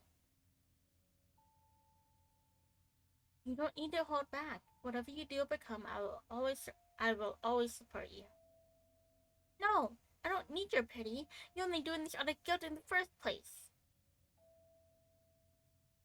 I pressed my lips together while my fists anxiously shook. I instantly regretted my words, but instead of apologizing, I ran away. Wait, Jill! I locked myself in my room and suppressed my tears. It seemed like I had become such a crybaby lately. I appreciate Yoki's kindness, but I don't want to accept this. As the time passed, I became tired. Ignoring my hunger, I fell into a dreamless slumber.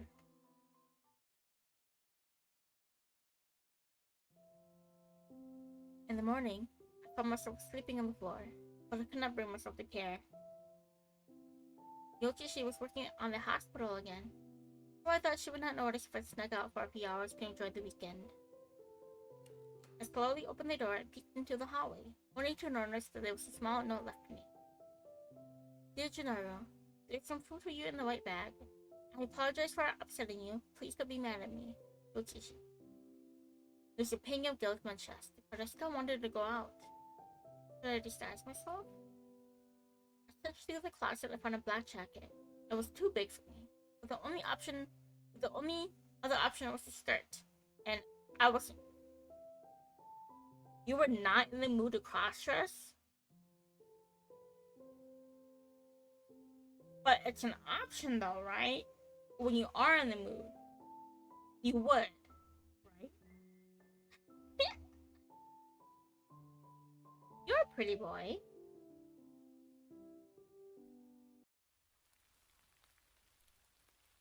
I stepped into the sidewalk and tried to figure out which direction my home was in.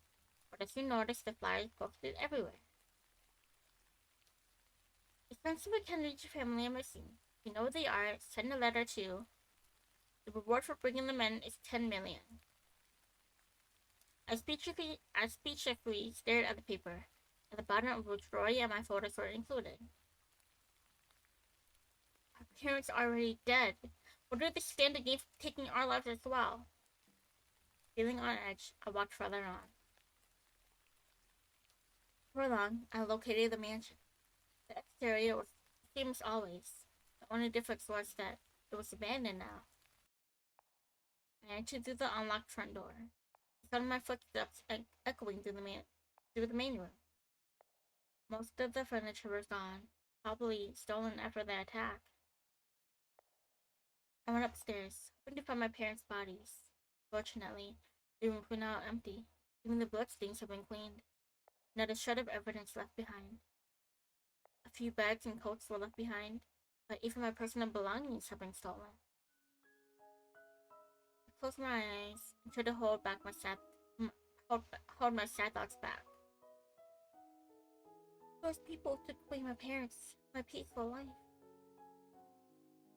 The memory of Blaze and Jace on that fateful day flashed through my mind.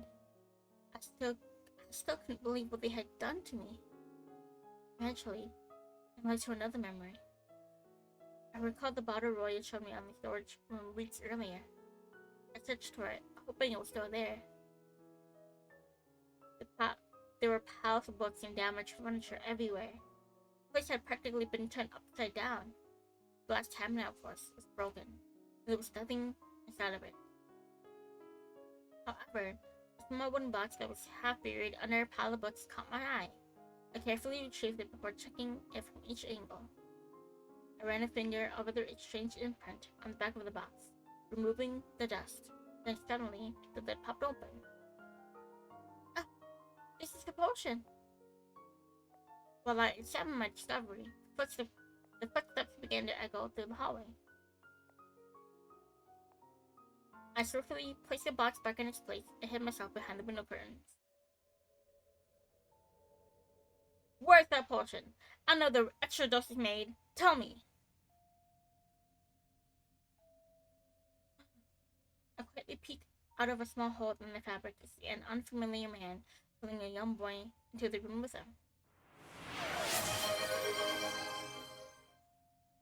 Making me stretch and hydrate. The hydrate I can take. The stretching. I yapped for so long. The content.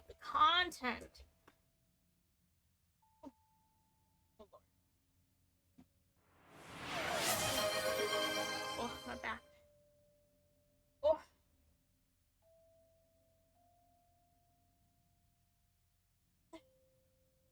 Oh, my back.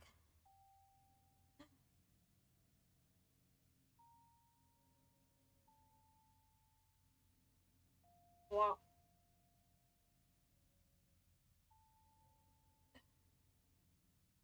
I just stretch my hands a little bit more often. I wore my brace. Grim! I just got a care package. How dare you, Grim? Oh my god.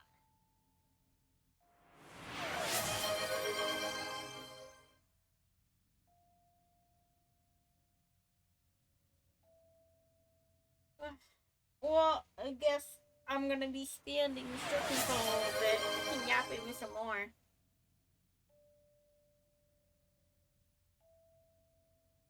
But yeah,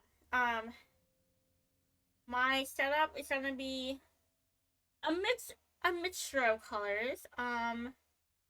Lots of white and purple.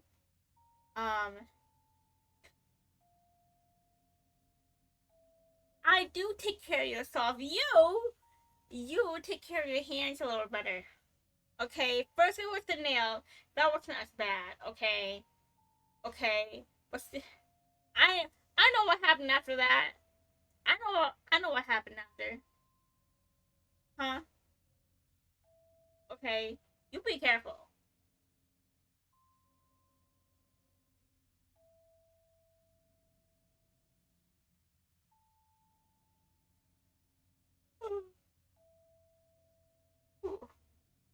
But yeah, lots of white and purple. So technically the guy's boyfriend like picked out all the parts for me. I'm like I don't know like parts that I would want or parts that would be good. Like I trust him in getting like a good setup for me because I don't know anything, right? And then he was like, I give you a white case because I thought you wanted a gamer setup. and gamers have like white PC cases.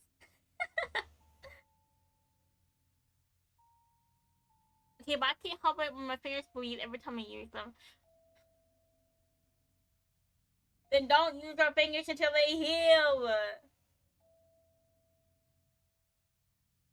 Like someone put a cast on that man's hands where he can just sit and heal for like 2 weeks. Okay, wrap him up like how they wrapped up Squidward in like those SpongeBob episodes. Full body cast. Put that man in a full body cast.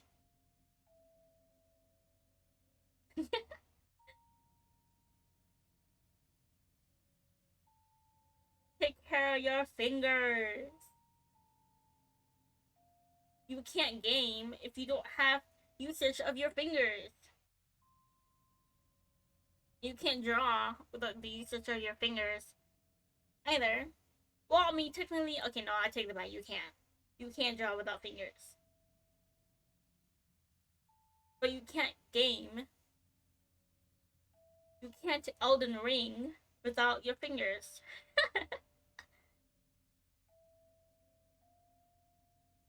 Back in my chair. I stood up long. I've been up long enough.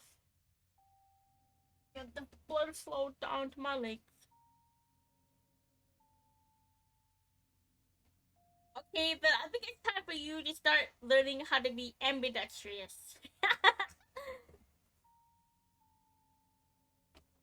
It's time for you to learn how to become ambidextrous.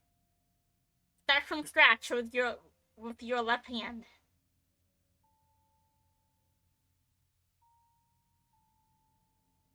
It's my water. Let me finish on my Kool-Aid. My key. I can stay on the floor for a little bit.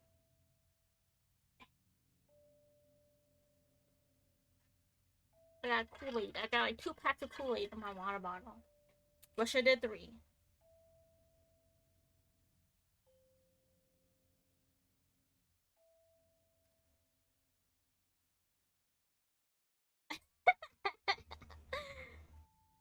It's time to become ambidextrous.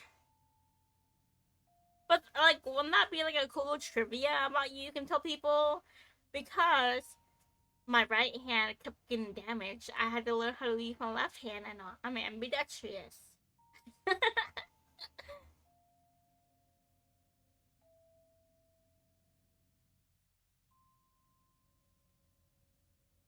I'm sure that's happened to like other people before.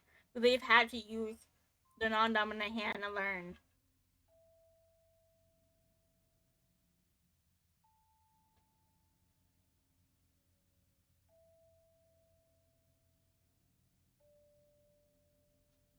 Every time I'm yapping with this ominous music in the background.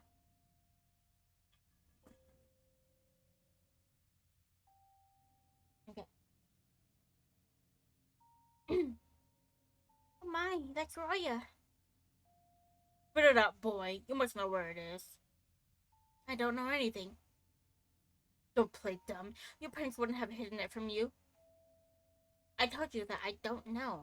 Even if I knew, I would never tell you anyway. The man ferociously slammed a knee into Roya's stomach, throwing him against the wall like a rag doll. Tell me where it is if you value your life. You won't kill me. Are you sure about that? If they're your brother, I can find him and make him spill everything. I jumped out of my hiding spot, my body moving of its own accord. I punched the stranger. Get away from my brother! Huh, what's this? The man simply moved away and grabbed me by my collar, lifting me into the air. I struggled, but it did nothing. What? What? I hydrated! You saw me hydrate! And I'm back in my chair. I'm in a good posture. What else am I forgetting?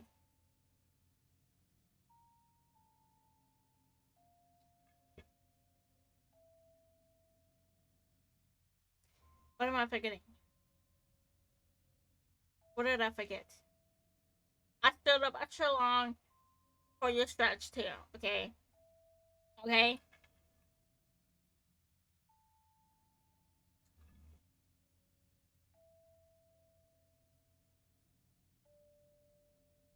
Damn it!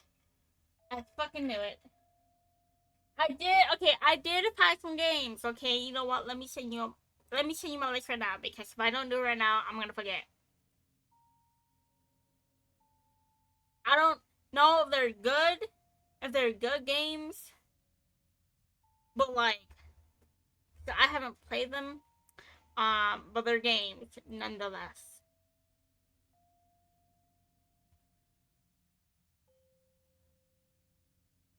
Um,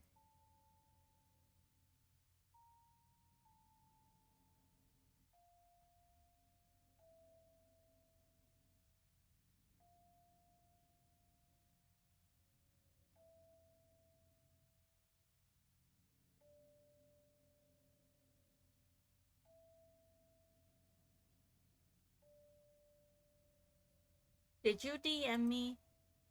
Wait, about Roblox? This is about Roblox, right?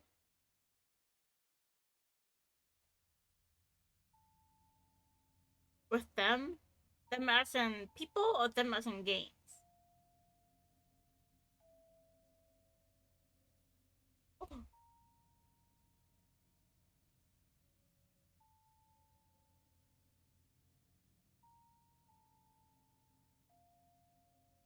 Y'all forget I'm a little dumb.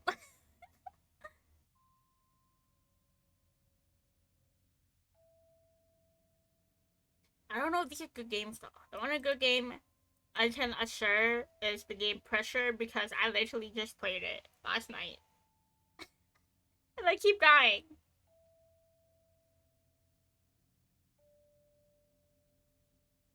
Unless, well, I mean, if you haven't played any of the games that I have played yet.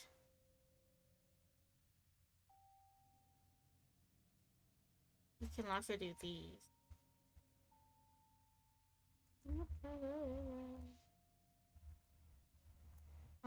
That, and that,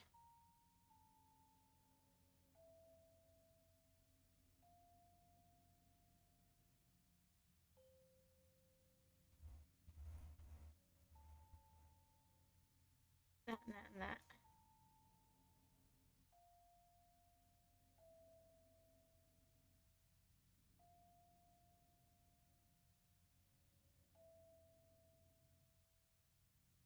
I was gonna give you a day and time. You were gonna give me a day and time. You're the one who invited. You're the one who brought it up.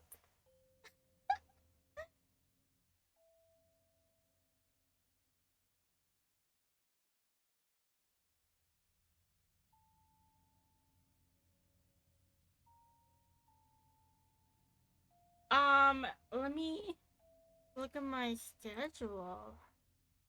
Also, add from like a minute and a half.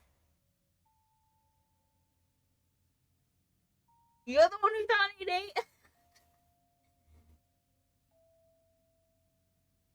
Okay, do you want like during the afternoon, like when you usually stream at like what you stream 7 your time, so like 6 my time?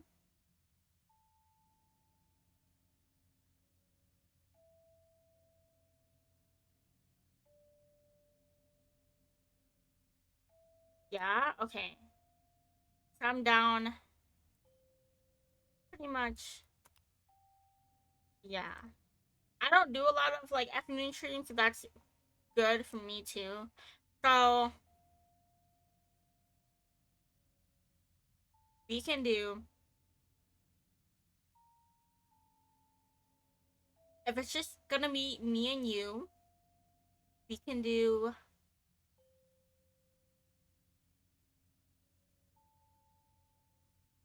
let's see, not this day.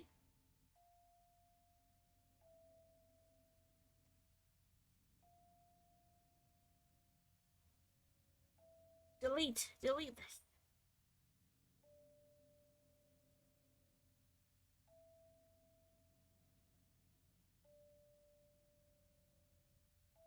we can do today's Wednesday. Thursday I'm doing Kingdom Hearts. Friday I'm gonna have people over. And I gotta make a cake for my cousin's grad party. Saturday I'm going to the grad party. Sunday I got plans with Zai. Monday I'm setting up. So the next day is gonna be Tuesday the 20th.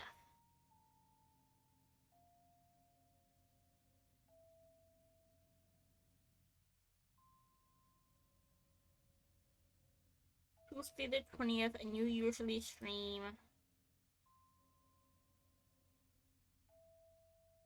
Or,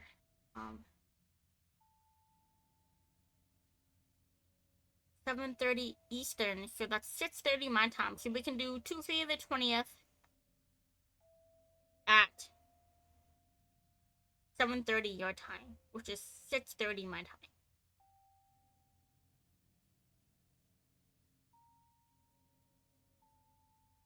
If he's still here. If not, he can tell me after ads.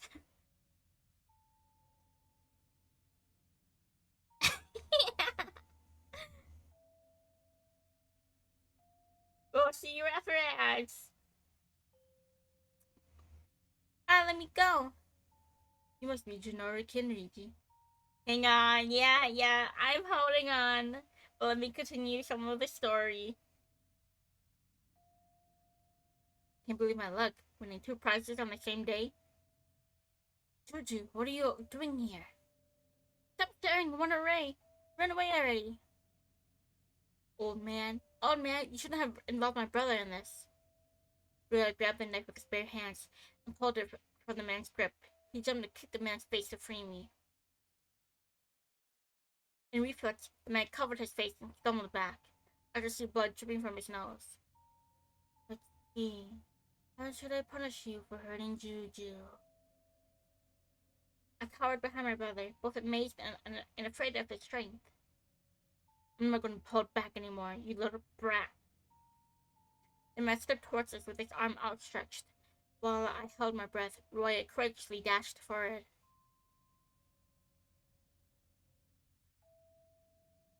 It took a moment for the stranger to realize that my brother had stabbed him in the stomach a dozen times. And the time it took him to smirk. The man collapsed on the ground as Roya pulled the bloody knife out. You back? Okay. Tuesday, 7:30 your time. Tuesday the 20th. It'll be like literally the next free day, because the rest of my week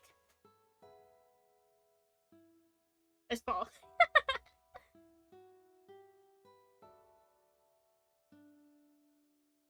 Okay.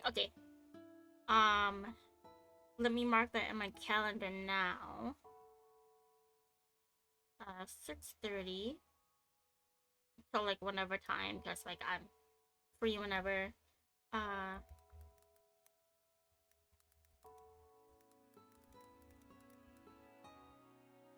6:30.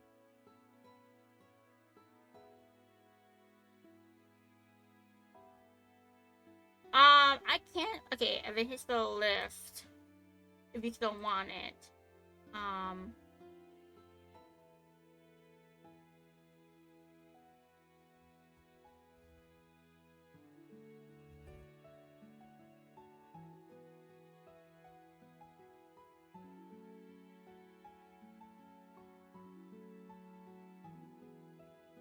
Okay. Let me categorize these.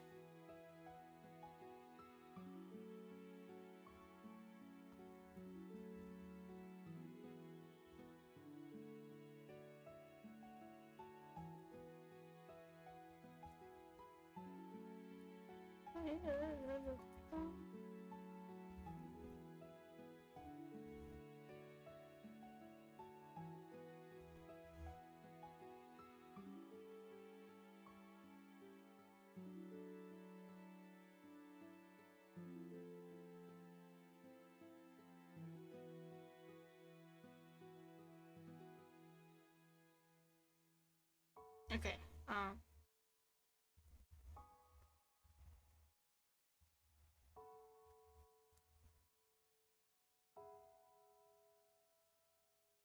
Okay. This sent. Date noted in my calendar. We are solid.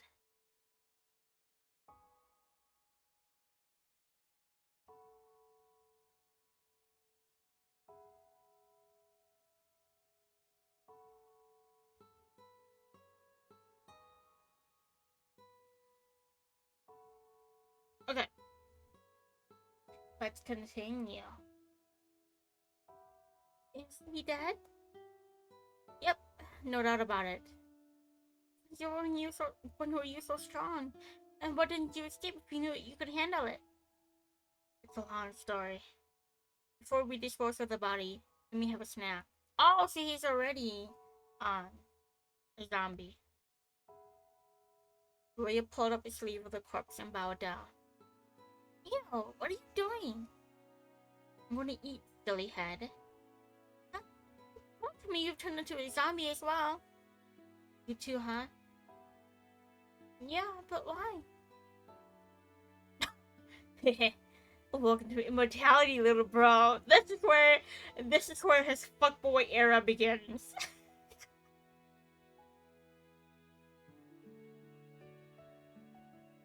I turned away while Roya gorged himself. After a few minutes, he pulled away and wiped the blood off his lips. Anyway, let's bury the body before anyone catches us here. I'll explain everything to you afterwards. He effortlessly pulled the corpse along by the arms. It seemed like my brother had turned into an entirely different person. We brought the body to the bedside, where we dug a shallow grave. Once it was covered, we spread some grass and wheat on top to hide the disturbance on the ground. Roya turned to me with a mischievous smile. Let's sit and talk. It feels like it's been forever. Where have you been this whole time? I was where it's sick, you know?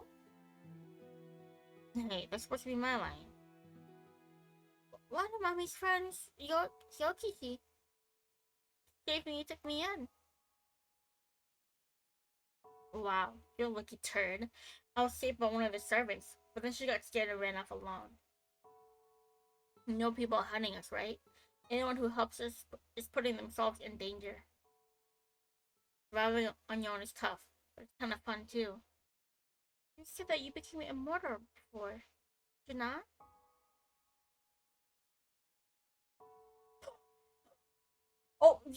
Oh yeah, it was an accident. Dad gave me 2 bottles and I drank both of them. What? You drank 2? I only drank 1. What's wrong with that? I have a bad feeling about this, but I can't pinpoint why. Maybe it makes him like extra zombie compared to Junoru. Roy pinched my cheek. I whined in annoyance, but I felt no actual pain. I knew what is so fun. Being dead is way better than being alive. Even when I'm all sliced up, I can keep on laughing. That doesn't sound very fun. You'll understand eventually. Oh, by the way, have you seen these posters with a face on them? Yeah, what about it? Those peasants are still looking for us. They're asking everyone for help. This is the perfect opportunity to unmask those traitors. I've been using myself as bait to lure them out here. Then, whenever I get the chance, I kill them. That's actually your plan? I'm avenging our parents. I'm not gonna let those fools get away. Why not go to the police instead? With that huge bounty on our heads, it makes us look like the bad guys. Besides, I can handle this alone. I stare at the ground. The weight of the people who hated us only now falling to my shoulders. Oh yeah? You should come live with Yokishimi. Sounds good to me. This place gives me the chills anyway. I hugged my brother in relief. Overjoyed that we were finally reunited. For a moment, I was able to pull all of my dark thoughts and worries aside.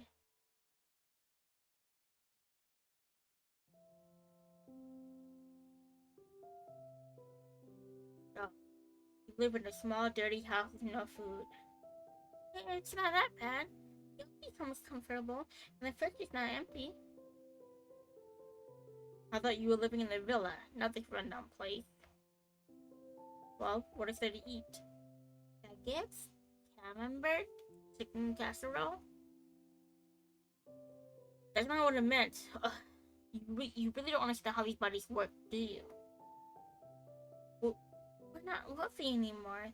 You should be happy to even have a roof over your head. I'm sure we have a nice inheritance waiting for us.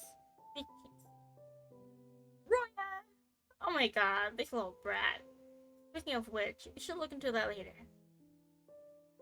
I lightly hit Roya on the shoulder before crossing my arms. Whatever. We can build up our own fortune, right, Juju? Before I could answer, Yokishi walked through the door with a bag of goodies. Hi, Junoru. I got off work early today. Is that Roya? How did you run into him? I haven't seen him since that day. I was taking his show, and I ran into him early by coincidence. Can he stay here with us? Of course. I looked all over for him myself, but never had any luck. It's an honor to be your guest. A minute ago, you said the house is dirty. Roy covered my mouth before I could finish the sentence, and flashed an innocent smile at our host. Your name is Yokichi, right? I assume you know about our identities. That's right. Sorry I couldn't help you more back then.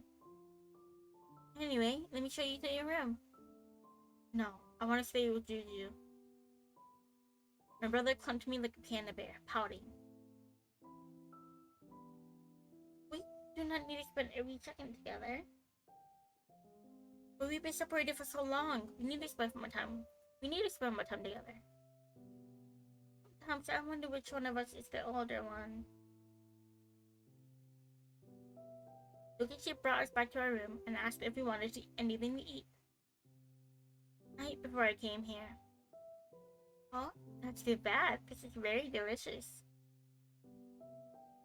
I stared on as Yokichi took a bite of her cheese bread. I was practically drooling. Are you hungry? I brought something for you too. She tossed me a bottle with dark liquid inside, but I put it aside and shook my head with a frown. I told you that I dislike that stuff. I would rather have bread too. My brother patted me on my shoulder and left the room after. Meanwhile, Yokichi stared at me as an awkward silence filled between us. I snatched the bread from her hand. Oh! I snatched the bread from her hands and took a bite of it.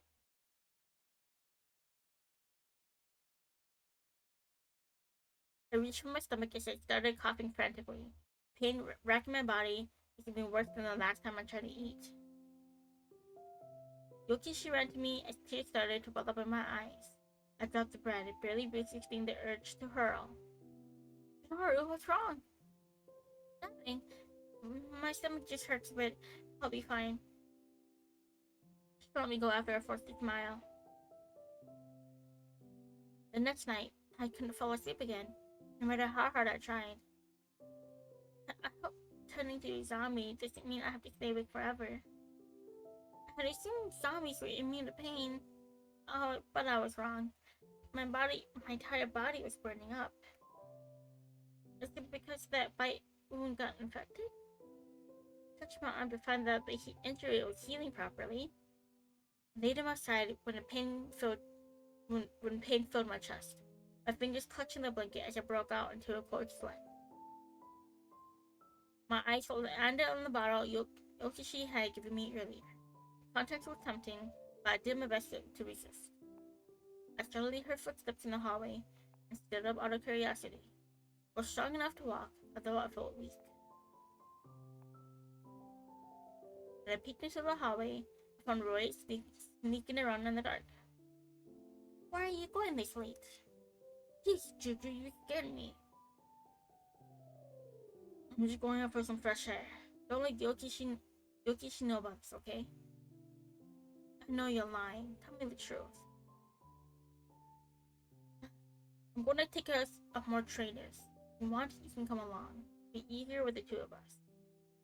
I don't think I can be much help.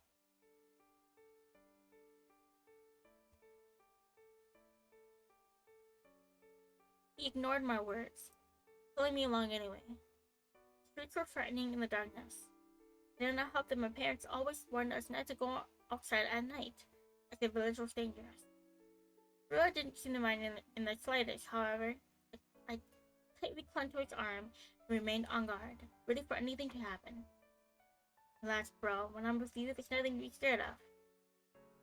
Only children. We're not adults. We do not have any godly powers. We do have powers, though. We're stronger than the other zombies. Huh? How do you know that? A few tried to attack me over the past week, and they were completely different from us. Their bodies were rot, and they could barely think. It was disgusting. He shook his head, shivering at the recollection. The good thing is that they're easy to deal with. Let's call them the Soulless. That would be a fitting name, I guess. I was also attacked by a few who were smarter, too. They weren't smart as humans, though. Kind of animalistic. They're a bunch of idiots, so let's call them the Brainless. There was one other zombie. He had disguised himself as a human and attacked me when we were alone. It was a pain in the butt to deal with. Wow, you have gone through a lot these past few days. You should call the last step the Fate, since they disguised themselves. That's a perfect name. Hey, Broya, where do we belong to? I don't think we fit into any standard categories. We can call ourselves Masters. No, wait, the Elite. Should we not be fakes if we are disguising ourselves as human? Nope, Juju. Nope, you're wrong, Juju. Little Juju. We have something they don't. Roya punched the nearby pole, causing the metal to bend. We have incredible strength, and our bodies can regenerate if we eat humans. Do I have that power too? Try it. I swung my fist at the pole to no avail, sending the pitiful sound of my bones crack. Ah! I broke my hand! Why are you crying when you can't even feel pain? What? After a few short seconds, the scratches on my knuckles began to scab. Whoa, that's something new. Huh? I think they have different powers. Looks like you have a healing ability. It's not that great of a healing will heal me anyway. I thought you were afraid to eat human. Well, I can still eat normal food, it just hurts a lot. Maybe I should try it too. Will you be able to withstand it? I hear someone coming. I think I saw that woman in the house. On the night our house was attacked. I'm lost, okay? I whispered in the affirmative. We patiently waited for the woman to approach us. This is a long-ass backstory. What are you boys doing out here in the middle of the night?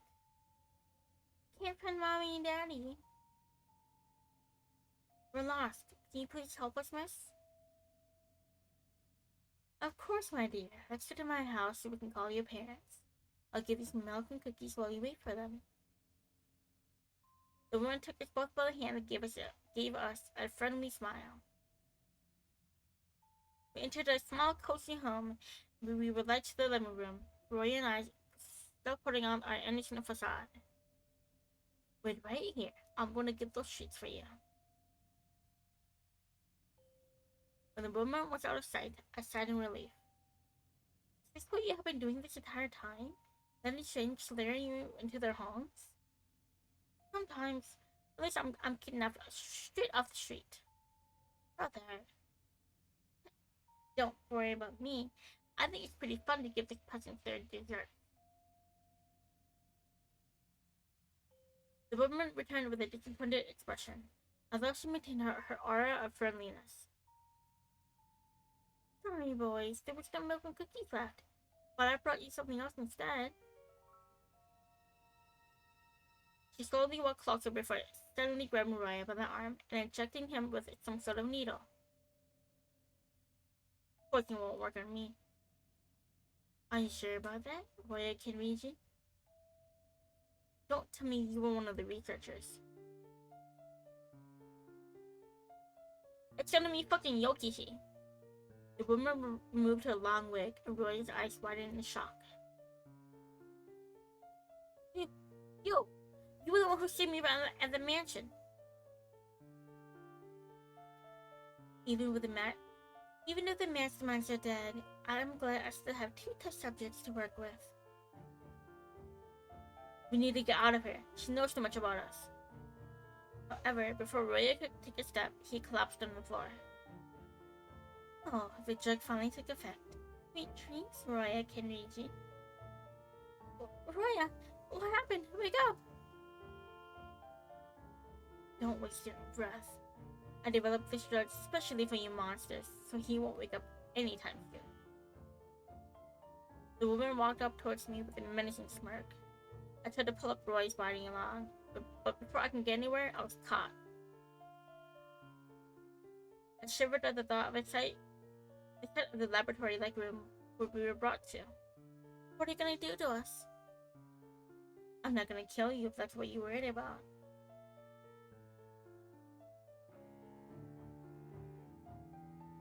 She left Roy on the couch before binding me to the examination table. I might not have gotten my hands on the serum, but having test subjects who have used it is even better. We're only children, not human ones, so I don't care. Studies to wonder what sort of people were interested in the immortality serum, and if they were all as sick and twisted as her. The woman laughed and walked towards me with scalpel in hand, humming an unfamiliar melody as she rolled up my sleeve.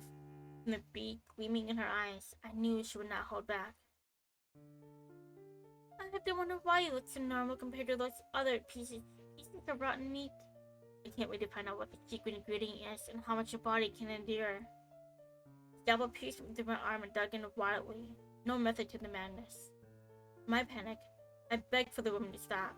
To my surprise, she obliged, taking a moment to study the wound. My, it healed so fast. I've never seen this before. I thought you could only heal up after eating humans. She resumed stabbing at me, sheer excitement simmering in her eyes. Despite not feeling any pain, the experience was nonetheless horrible. Stop it already! I don't like this! Oh, you stopped healing. Seems like there's a limit. Put the bloody scalpel away, and walked over to grab another tool. I was relieved that I had a moment to breathe, even though my arm was shredded to pieces. I can't believe I can survive with my body in this state. It's nice to know that I have a special ability, but there truly is a limit. Oh! My wrists were bloody from struggling to escape by the time the woman returned with an axe. I wonder if your limbs will grow back if I detach them. What? What am I looking? I squirmed around in a panic, searching for any way out of this, and noticed the keys to the restraints on a nearby table. If only I could reach them. After granting my wish, the keys suddenly moved on their own, floating towards me and then freeing me. As the woman moved her in closer to tighten my arm restraints, I kicked the weapon out of her hand.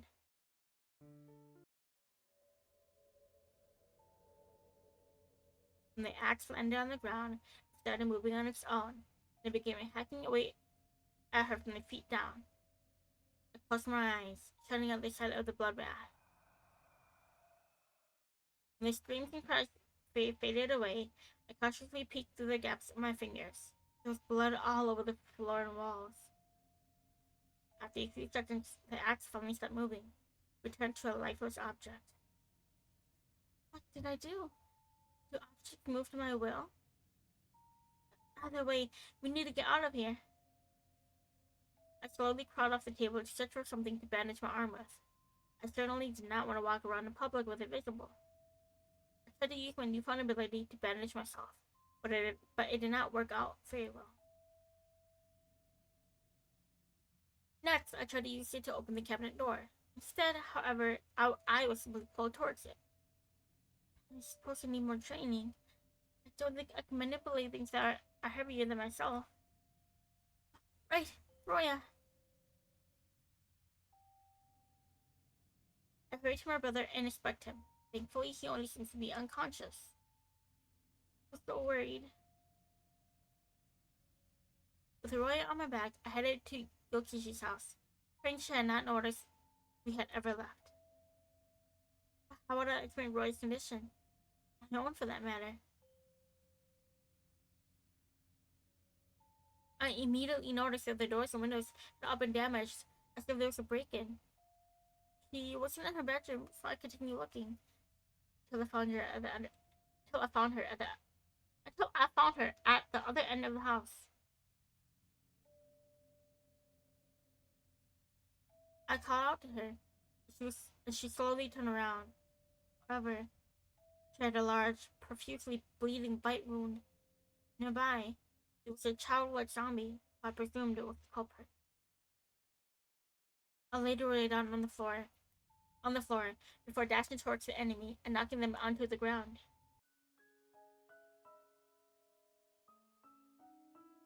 Thank you for saving me, Junoru. I tried to hold them off, but I mistook that child for you and let my guard down. I'm sorry that I left. This is all my fault. You look so sad. You're bleeding very bad.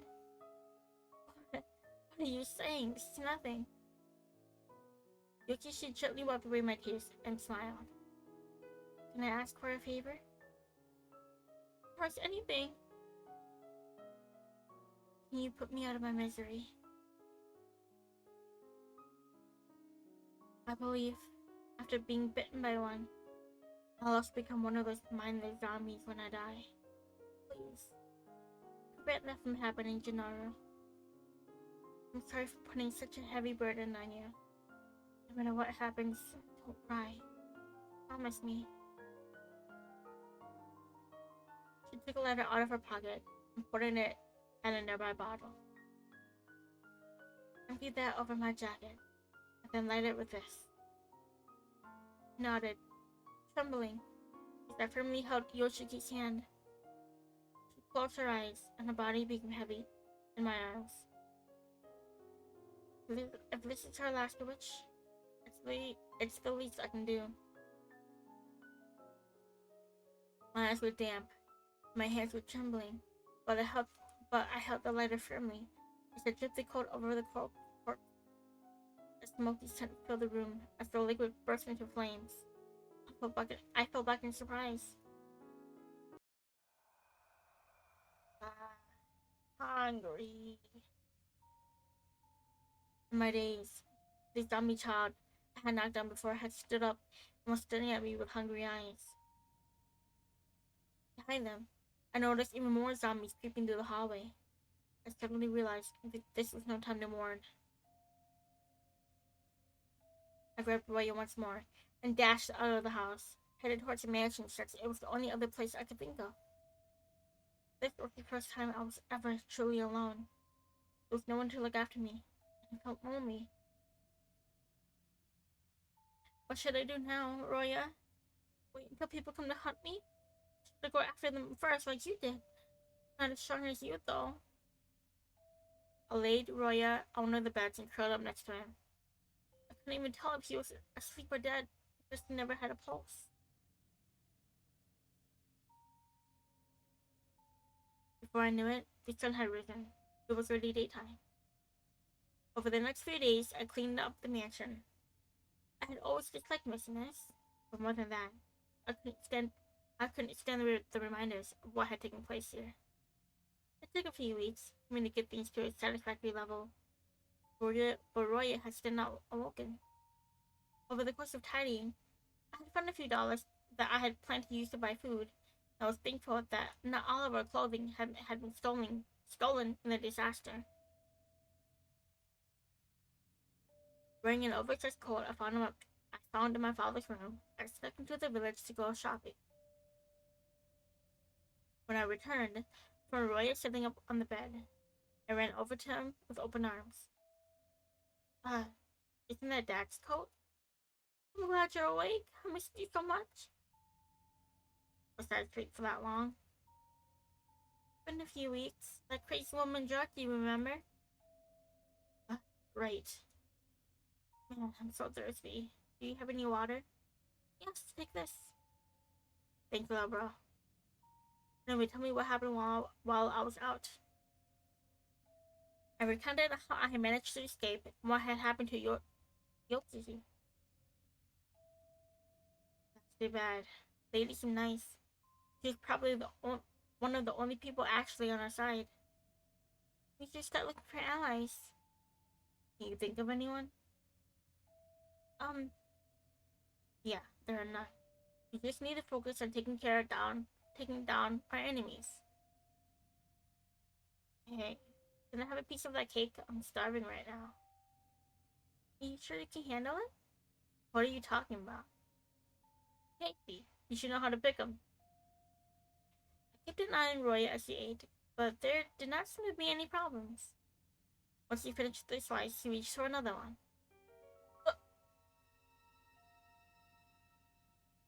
His face abruptly contorted with pain, and he fell backwards onto the mattress. It hurts so much. That's part of the healing process. I experienced the same thing. Please bear with it. It feels like I'm being torn apart from the inside. I need to... My brother fell off the bed and tried to crawl back up, but I tried to help him. I need to get it out of my stomach. Help me, Juju. I frantically peered around but could not think of anything. In the few seconds, Roy passed out on the floor. Many thoughts crossed my mind, but the one that stuck with me was the memory of Dad's study. I left the room and headed to the library in the basement. I searched through Dad's desk and took any document I could find, but I could not understand the context, but perhaps Roya could. Once I returned, I found Roya awake. He looked better compared to before. Where'd you go? I study. I wanted to see if there was something that could help you there, about islands from these research papers. If you're already feeling better, maybe we could read them together.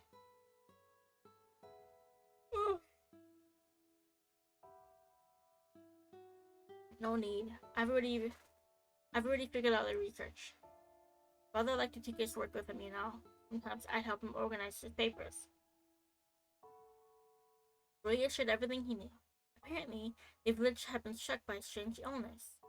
The citizens believed it was because a demon had cursed them all, but our parents had not lost hope. They researched the illness. When they discovered a zombie, they captured it and used its unique chemical composition to manufacture a cure for the village's illness. They had gotten the idea when they heard the zombie had been afflicted by the sickness when they were alive. During the research, they accidentally created a serum that could stop the aging process.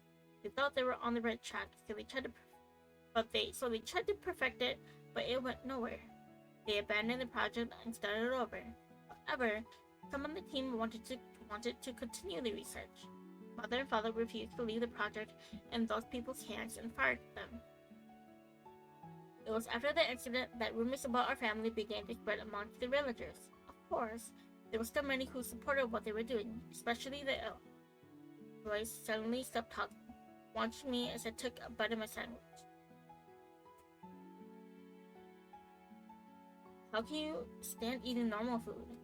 I thought I was gonna die until I threw that cake up. You can take a little pain, can you not? A little pain in my butt, it made my injuries worse. We drink the same serum. Why are we so different? Maybe it's because you drink 2 bottles instead of 1? I remember hearing that different doses of medicine can result in different outcomes. That might be it. Why didn't we drink 2 to begin with? It was an emergency. Why'd you drink yours? For the same reason. You hypocrite. What are we gonna do now? The villagers cannot forget about us anytime soon. We'll kill everyone who's betrayed us. Can we not end this peacefully by telling them the truth? Ryan let out a heavy sigh. Oh my god. He rubbed his face exasperatedly. How can you be so naive after everything we've experienced? There should be another way. No, there isn't. If you aren't going to help me, I'll do it alone. I will stop you. Are you kidding? You don't even half as strong as I am. I focused my attention on the pillow behind Roya, and I started to move like I wanted it to. When I collided with Roy's back, he yelped and jumped up. What the heck? You think telekinesis against me, huh? I'll get you back for this.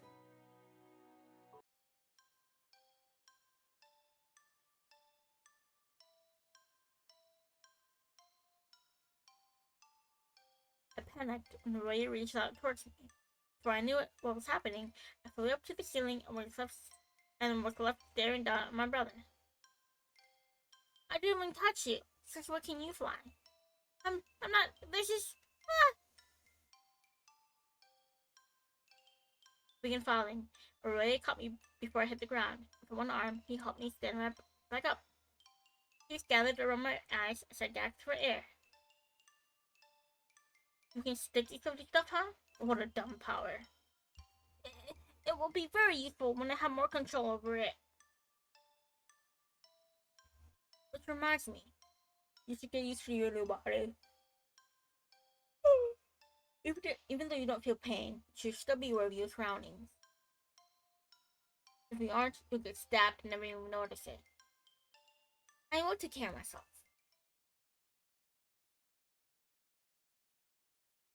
A decade passed by. Somehow, we were able to hide any signs of our presence within the mansion and our identities. Around the time our wanted posters disappeared from the streets, rumors of the cursed Kennedy family began to spread.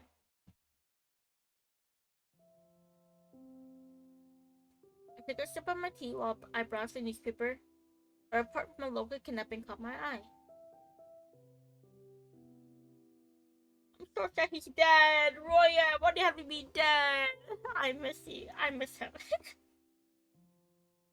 Juju, are you wearing mom's earring? Yes, I found it while I was cleaning her room earlier. He actually suits you. Seeing you act kindly is rather frightening. I'm just in a good mood. Can I be happy once in a while? Tell me what you're up to. Roy stole the newspaper from my hands and pointed at the article I had just been looking at, and I instantly frowned. I think this guy used to be the leader of Dak's research team. I mean, this guy should have a list of all the other team members' names. Roya, it has been a decade. We should forgive. Look at how these people turn out. This one became a kidnapper, and then there's a woman who drugged me. And I grabbed the newspaper back from Roya and flipped it to the next page. I am tired of revenge. We have already dealt with the worst people. I am much more worried about the fact that zombies have multiplied because of their experiments. Oh, so they're the ones creating all the zombies.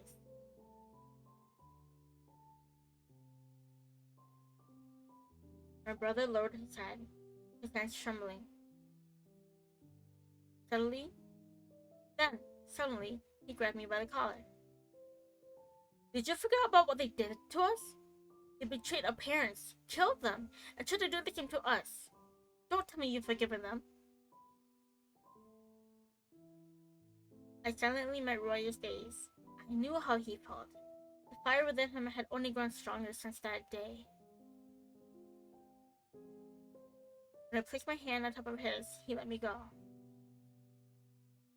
I'm sorry, I know this isn't your fault. I'm just doing this for your sake too. As long as there's people all around, we aren't safe. Roya ruffled his own hair in frustration before heading down the hall, leaving me alone once more.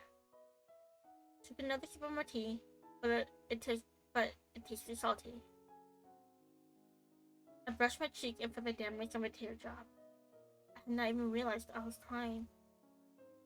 My chest began to ache. Even though I could not feel physical pain, it still hurt. My brother had not been at the scene when mother and father were killed.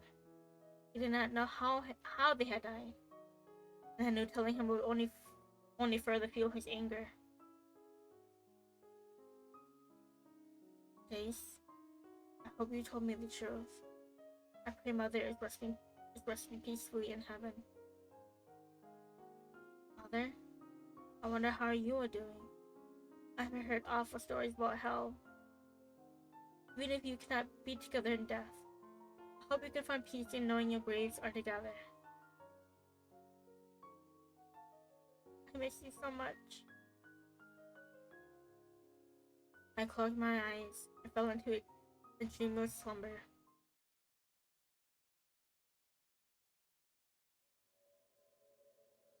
Oh my god, there's more? This backstory is so long! Bro, wake up.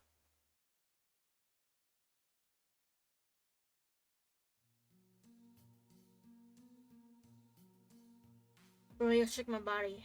I rubbed my eyes, only half realizing it was nighttime. Roya wore an expression of panic. The last time I had seen him like this was years ago. My eyes shut down, and I noticed blood spilling out of several fresh gunshot wounds on him. We should hide in the basement. There are hunters, and they trained to kill the living dead. You might even know about this. A nearby flower pot. A nearby flower pot was shattered into pieces. I thought an abandoned place like this would be a perfect hiding spot. I finally found you. Could have sworn I got you in the joints earlier, though. Huh? Is the other one a living dead too? Be careful, she's strong. Caught off guard when something pieced through my leg. Glancing down, I realized I had been shot. I have a bad habit of talking too much. 2 gigs to 1, huh? I only know the blonde one's powers, but I'm glad the other one seems so weak.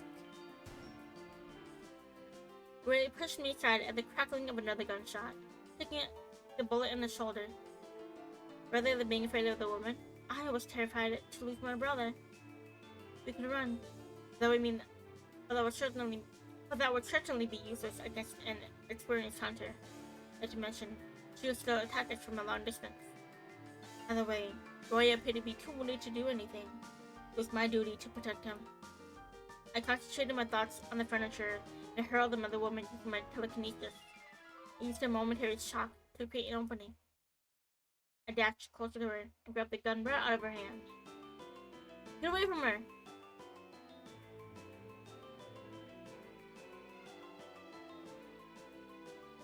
Huh? Who is this? It's not a chain. This isn't a chain. It was too late for me to react. The woman smirked as she stared at me in the eyes. You two are pretty rare. As far as I'm in Deco, I wish I could take you both back.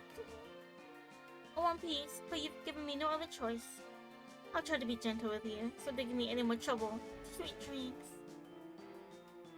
I followed the woman's gaze to find a dart stabbed into my chest. I stepped backwards and pulled it out. I could already feel my body burning, the pop against whatever drug I had been injected with. When I turned around, I saw Roya. I saw that Roya had already been passed out. I figured he must have been drugged earlier.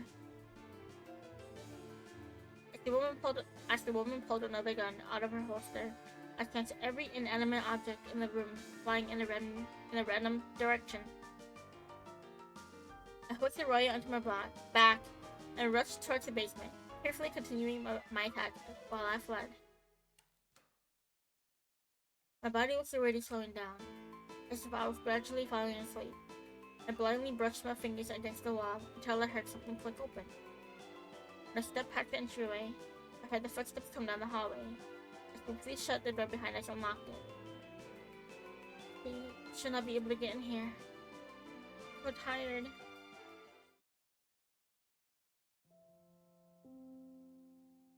Oh my god. I'm gonna stop it there. Oh my god, that backstory was so long. That was like the entire stream.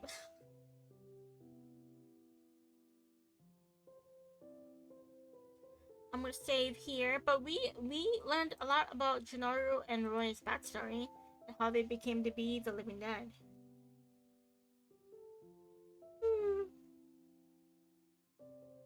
Oh my god. Let me sit back in my chair.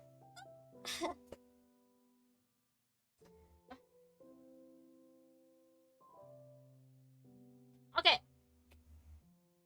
As I promised, I will take pictures of probably not the monitor because I want to keep it in a box. Yeah. It's long. There's a long, but I mean, I guess there's like a lot to it. There's a lot to it. There's a lot of backstory and a lot of explaining.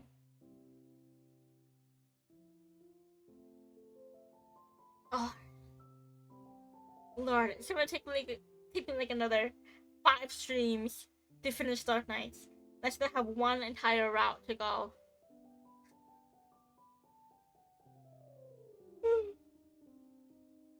Oh my god, I'm yawning so much. But anyways, as I promised, I will take pictures of my mouse, keyboard, that's mat. Probably not the monitor. I want to keep it in the box until we set up my new PC, and I don't have anywhere to put it yet. Oh, yeah, seriously, this route is fucking long, like so much more longer than the other route. So I wonder how long the last route will be. But yes, I will show the goodies. So let me move back to our just chatting stream. Give me big. I saved. We're good.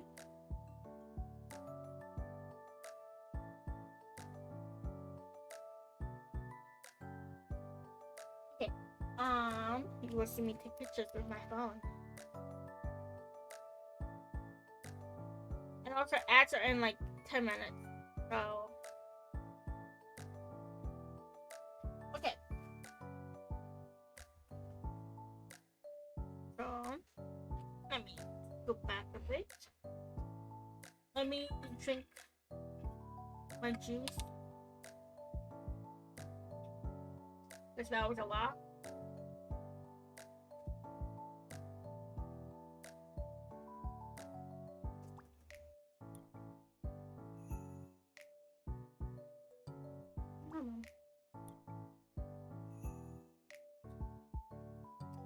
Okay.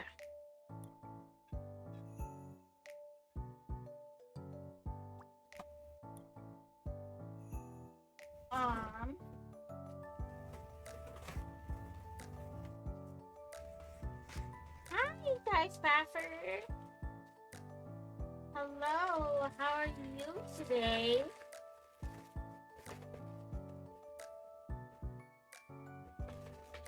I'm watching ASMR. That's a lot of Spanish. Me, I'm doing good. I am showing you guys some goodies that I got for my new setup.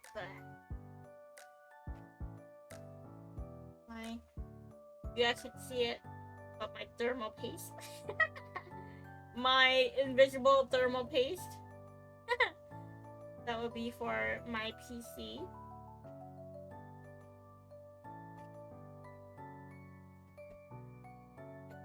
My keyboard. I don't have scissors. Why? You're making me stretch. I gotta get up anyways. Ooh.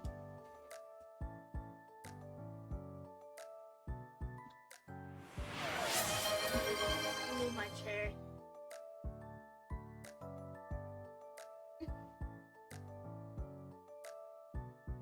Do I have scissors in this one? I don't know. I don't know if I have scissors in this room. Doors. I used my key to open it. Before. I'm gonna T-pose for a second while I get my keys.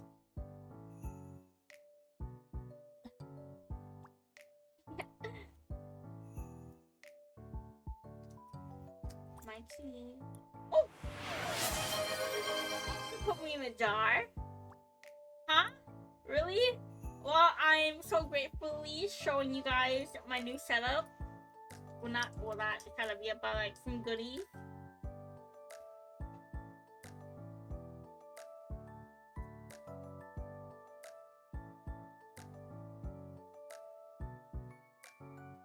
Let me speak standing. Oh my gosh. The jar. You know what? It's been a hot minute since someone put me in a jar anyway.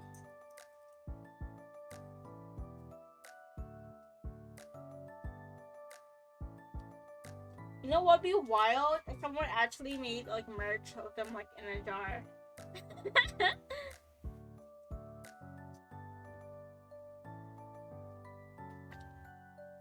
Has anyone done that yet?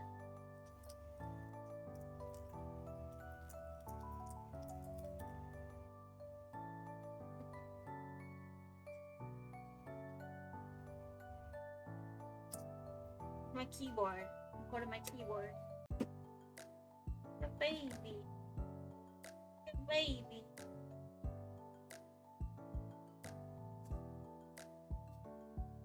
I'm about to take care of so many of my baby cousins. They're also big now. Man, they're so big now. They're like in school and stuff now, and I'm like, oh, no, stay baby.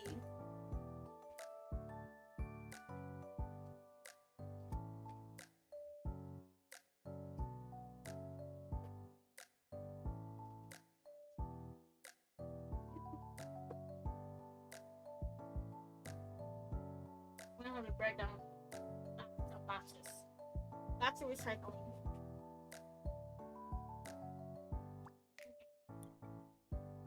I hope you guys enjoyed the stream, whether it was just some good background noise. That was so fast. Yeah, I know.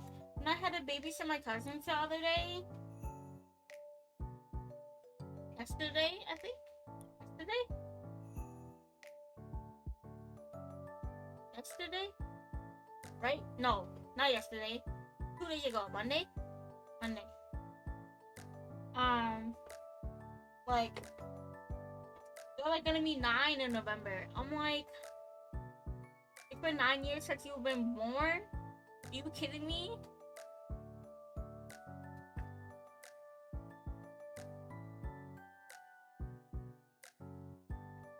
Okay. Cute. This is cute.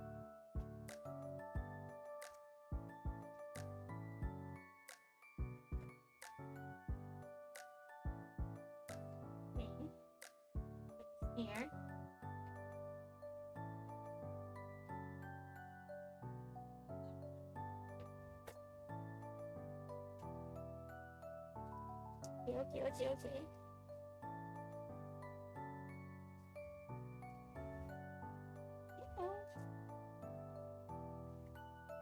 Okay. They make noise. Okay, I'll bring my mic closer. Also, wait, let me drink. I think my juice is all done. I have water on my desk.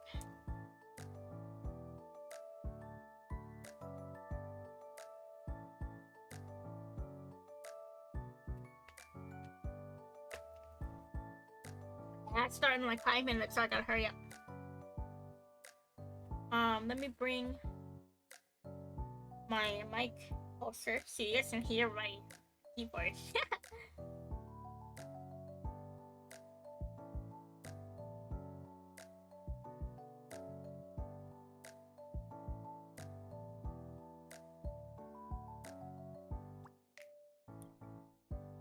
Okay.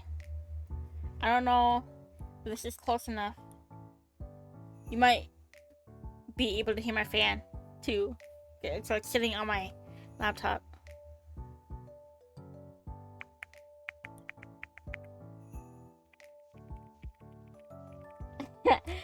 Is that good? Can you guys hear this?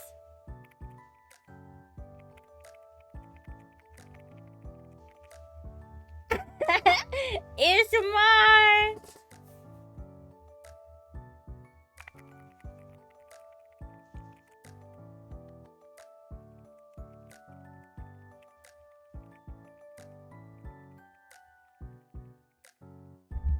Ooh, but sorry, I bumped my mic.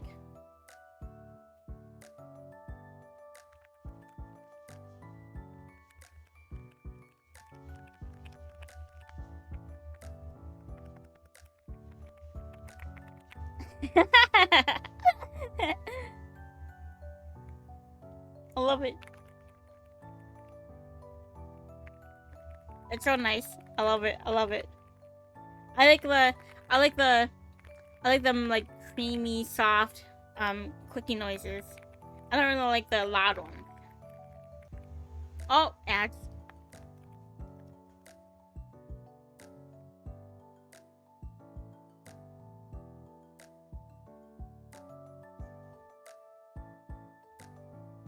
Let me take a picture of this one.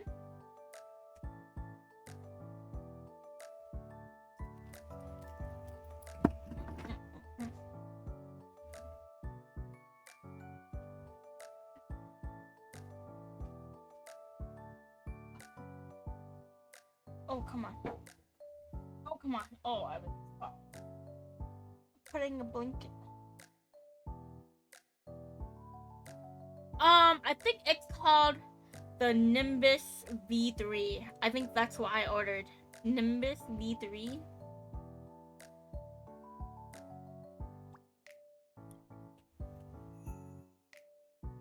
If you can still hear me talk around. I'll probably put like all this back up. And stuff.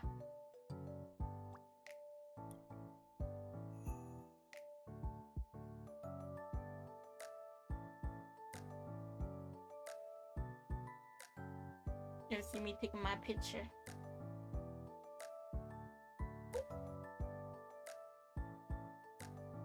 You can hear me, yeah. Nimbus V3. I think that's what it is.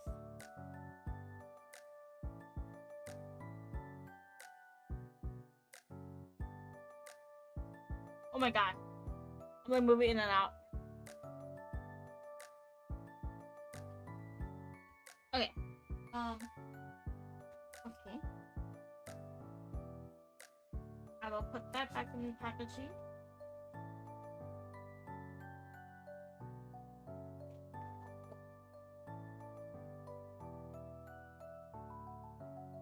Oh wait, ads didn't even start yet. Ads start in like a minute. Whoops, I thought ads started. Ads start in like literally 30 seconds.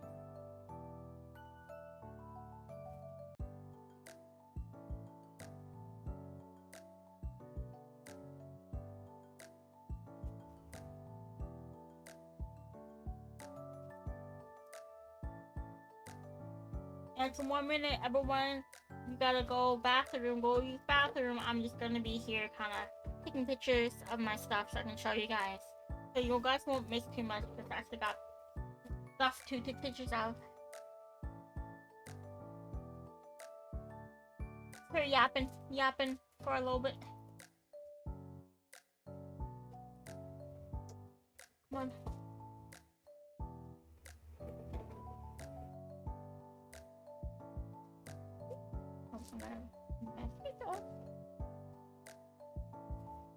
Okay.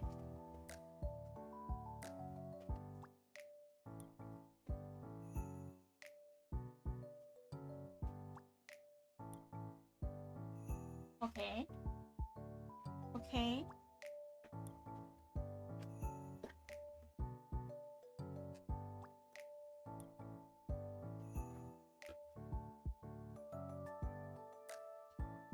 You know what? Maybe I'll put links into if you guys are interested.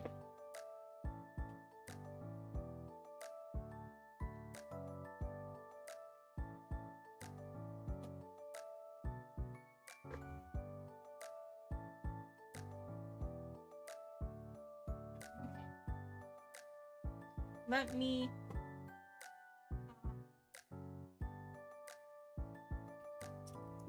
break down this box.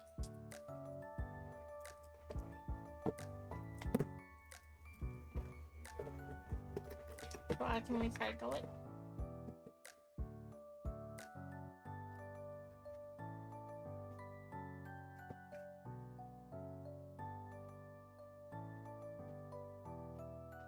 I have a lot of boxes to recycle.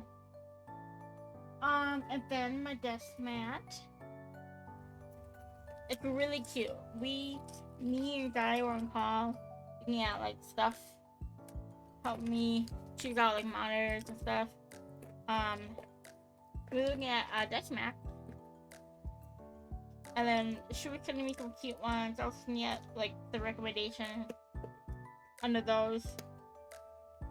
And then we found like perfect one. It's so cute. I love it.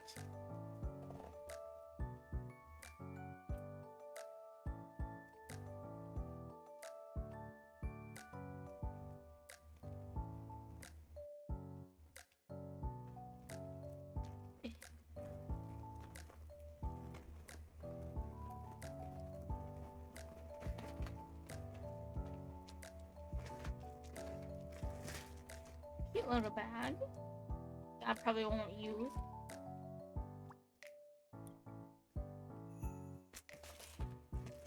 Okay.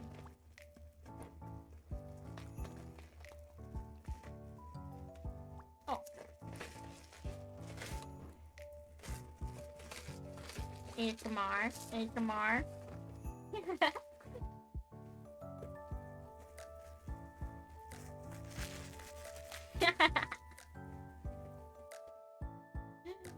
It's so cute. Oh, this is big. Oh, this is huge.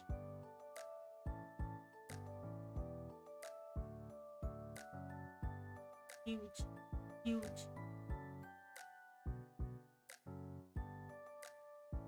Oh my god.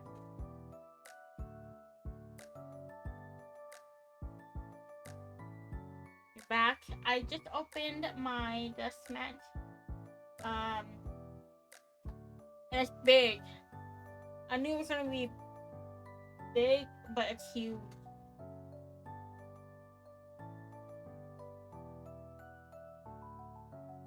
It's like this big. Oh my god.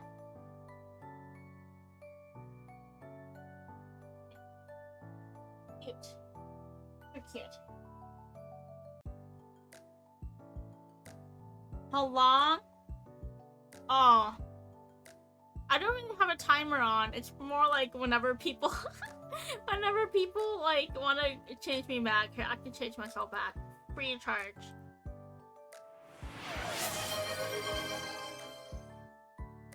Yay! I'm back. Should I put a timer on the jar? Maybe I should put a timer on the jar.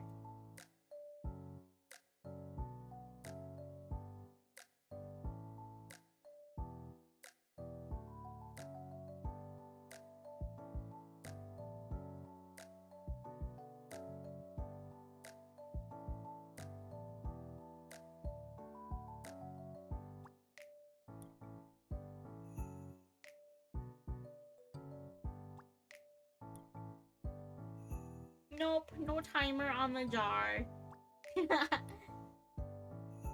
That's not, it's so cute. Okay.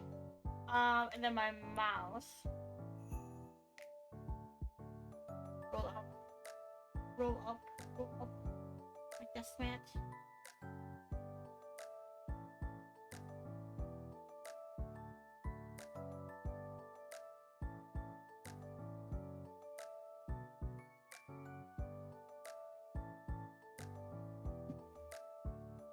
Maybe you know what? Maybe I will put it back in the bag it came in.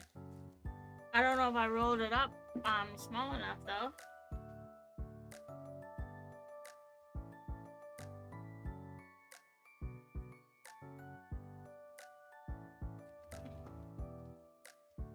I did not. I did not. Let me roll it up thinner.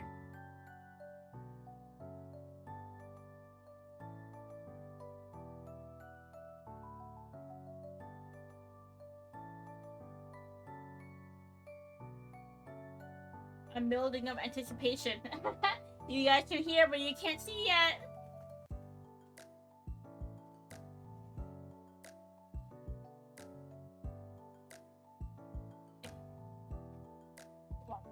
Come on.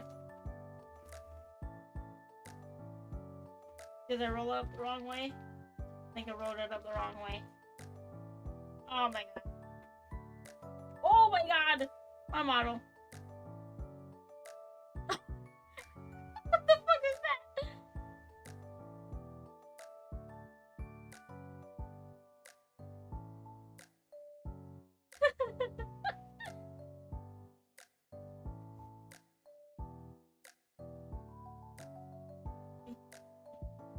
Come on.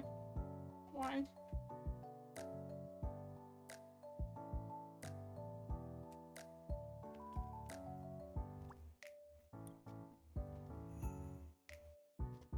Okay, there.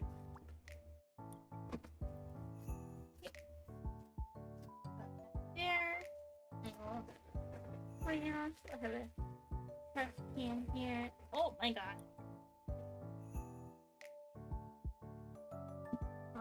Let me break the box down. Where are my keys? One more thing to take a picture of. I'm out.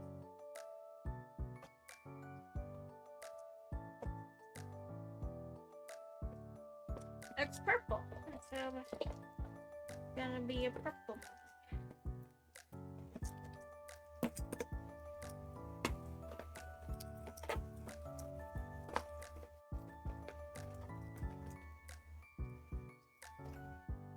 Okay. Okay.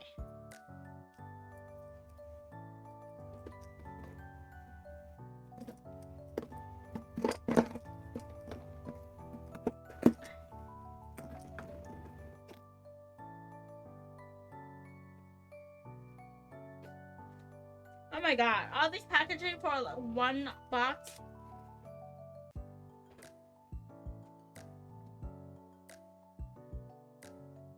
It's tiny. See this? This is how big mouse is. The box.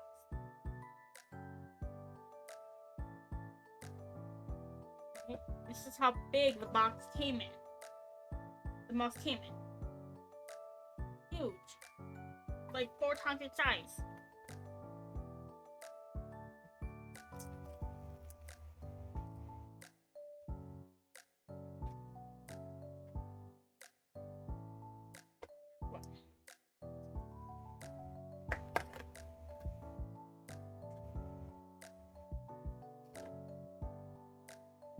Oh.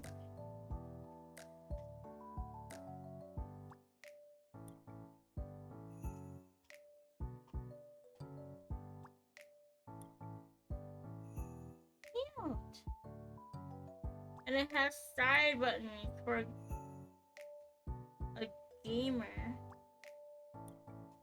The plastic does feel a little cheap though, but you know what? It's fine. If it worked, it worked. It's only a mouse.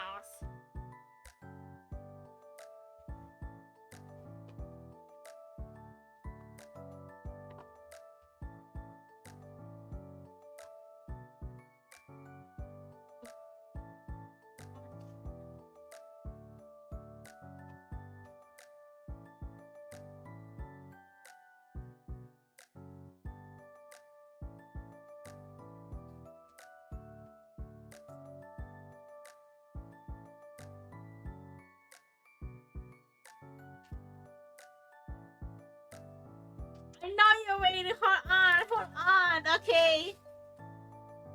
I like going through all my stuff, okay? I like going through all my stuff. This is like literally the last thing, okay? The last thing. It would have been different if y'all wanted a picture of my monitor, but I'm not gonna take a picture of my monitor. I want to keep it in the box. Okay.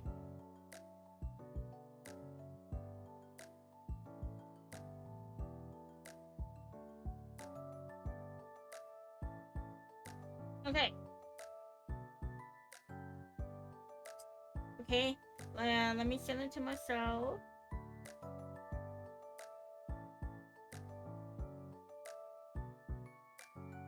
Okay.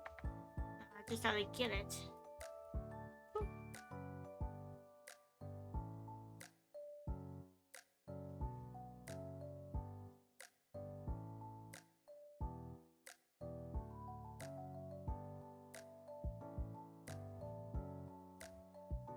Okay.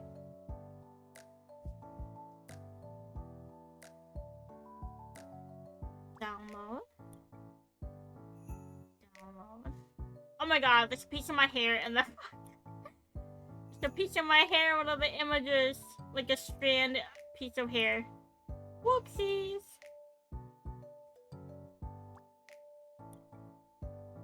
It's fine.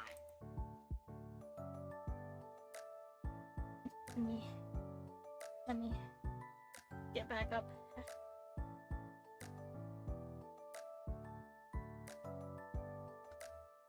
Images. Image.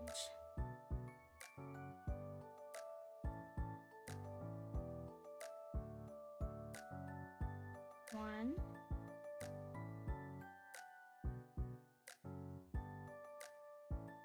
Two.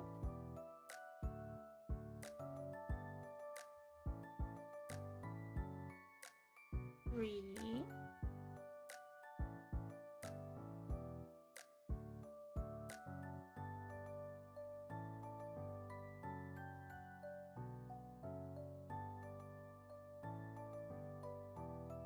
And then 4.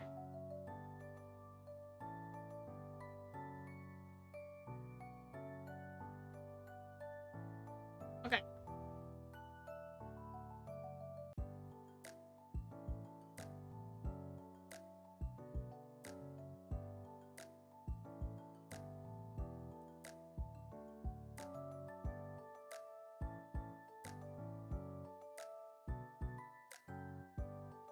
My keyboard. It's cute. White. Oops. There's a blue and purple accent. Let me delete this.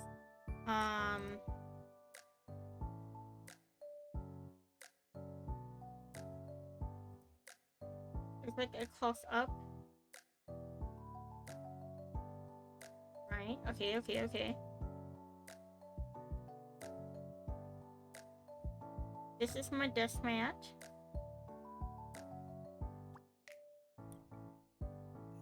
Yeah.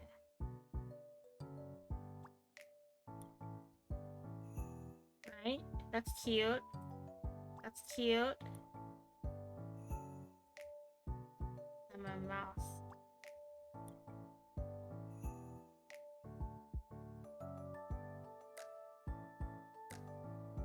Yeah.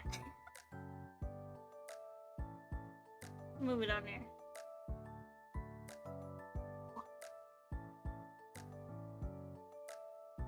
Right? Isn't it cute? I was like, bro, this is so fucking cute. I love it. There was a pink version too. There's a pink version. And I was like, that's so cute too. That gives me Cardcaptor Sakura vibes. I don't know if the pink one was available, but purple is my thing. Purple mouse. Purple.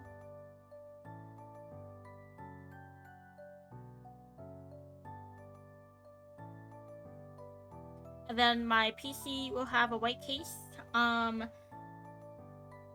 monitor is gonna be black. White monitors are so too fucking expensive, bro.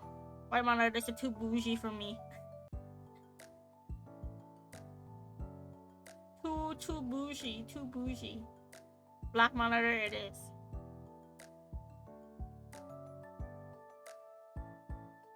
It's 27 inches, 69 centimeters. Nice. But yeah, this is what I've been cooking. Like a little bit of what, little tiny bit of what I've been cooking. I'll have it ready. Hopefully by Tuesday morning. Which I'm also planning to. I guess I'm doing a double on Tuesday, which is fine. Because Tuesday's Kingdom Hearts. I want to play Kingdom Hearts. I'm also playing Kingdom Hearts tomorrow after work.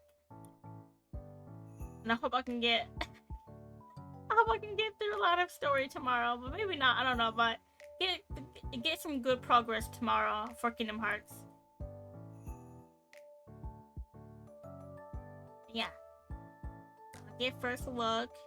It should be on Twitter soon. Once I like get food and clear all my boxes and stuff. So I still gotta clear out some of my stuff on my desk for the new setup. And I gotta vacuum the floor. I gotta vacuum. Hope we enjoyed today. It was chill today and yesterday, but I think I needed that. Tomorrow will be a little bit more excitement with Kingdom Hearts. After my work, so it'll be 5 p.m. Central until like 8 or 9. However long I decide to go for. But that would be all from me.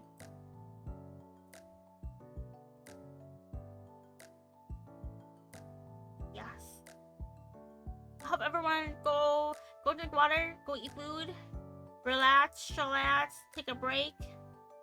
And I'll see everyone tomorrow. Bye bye.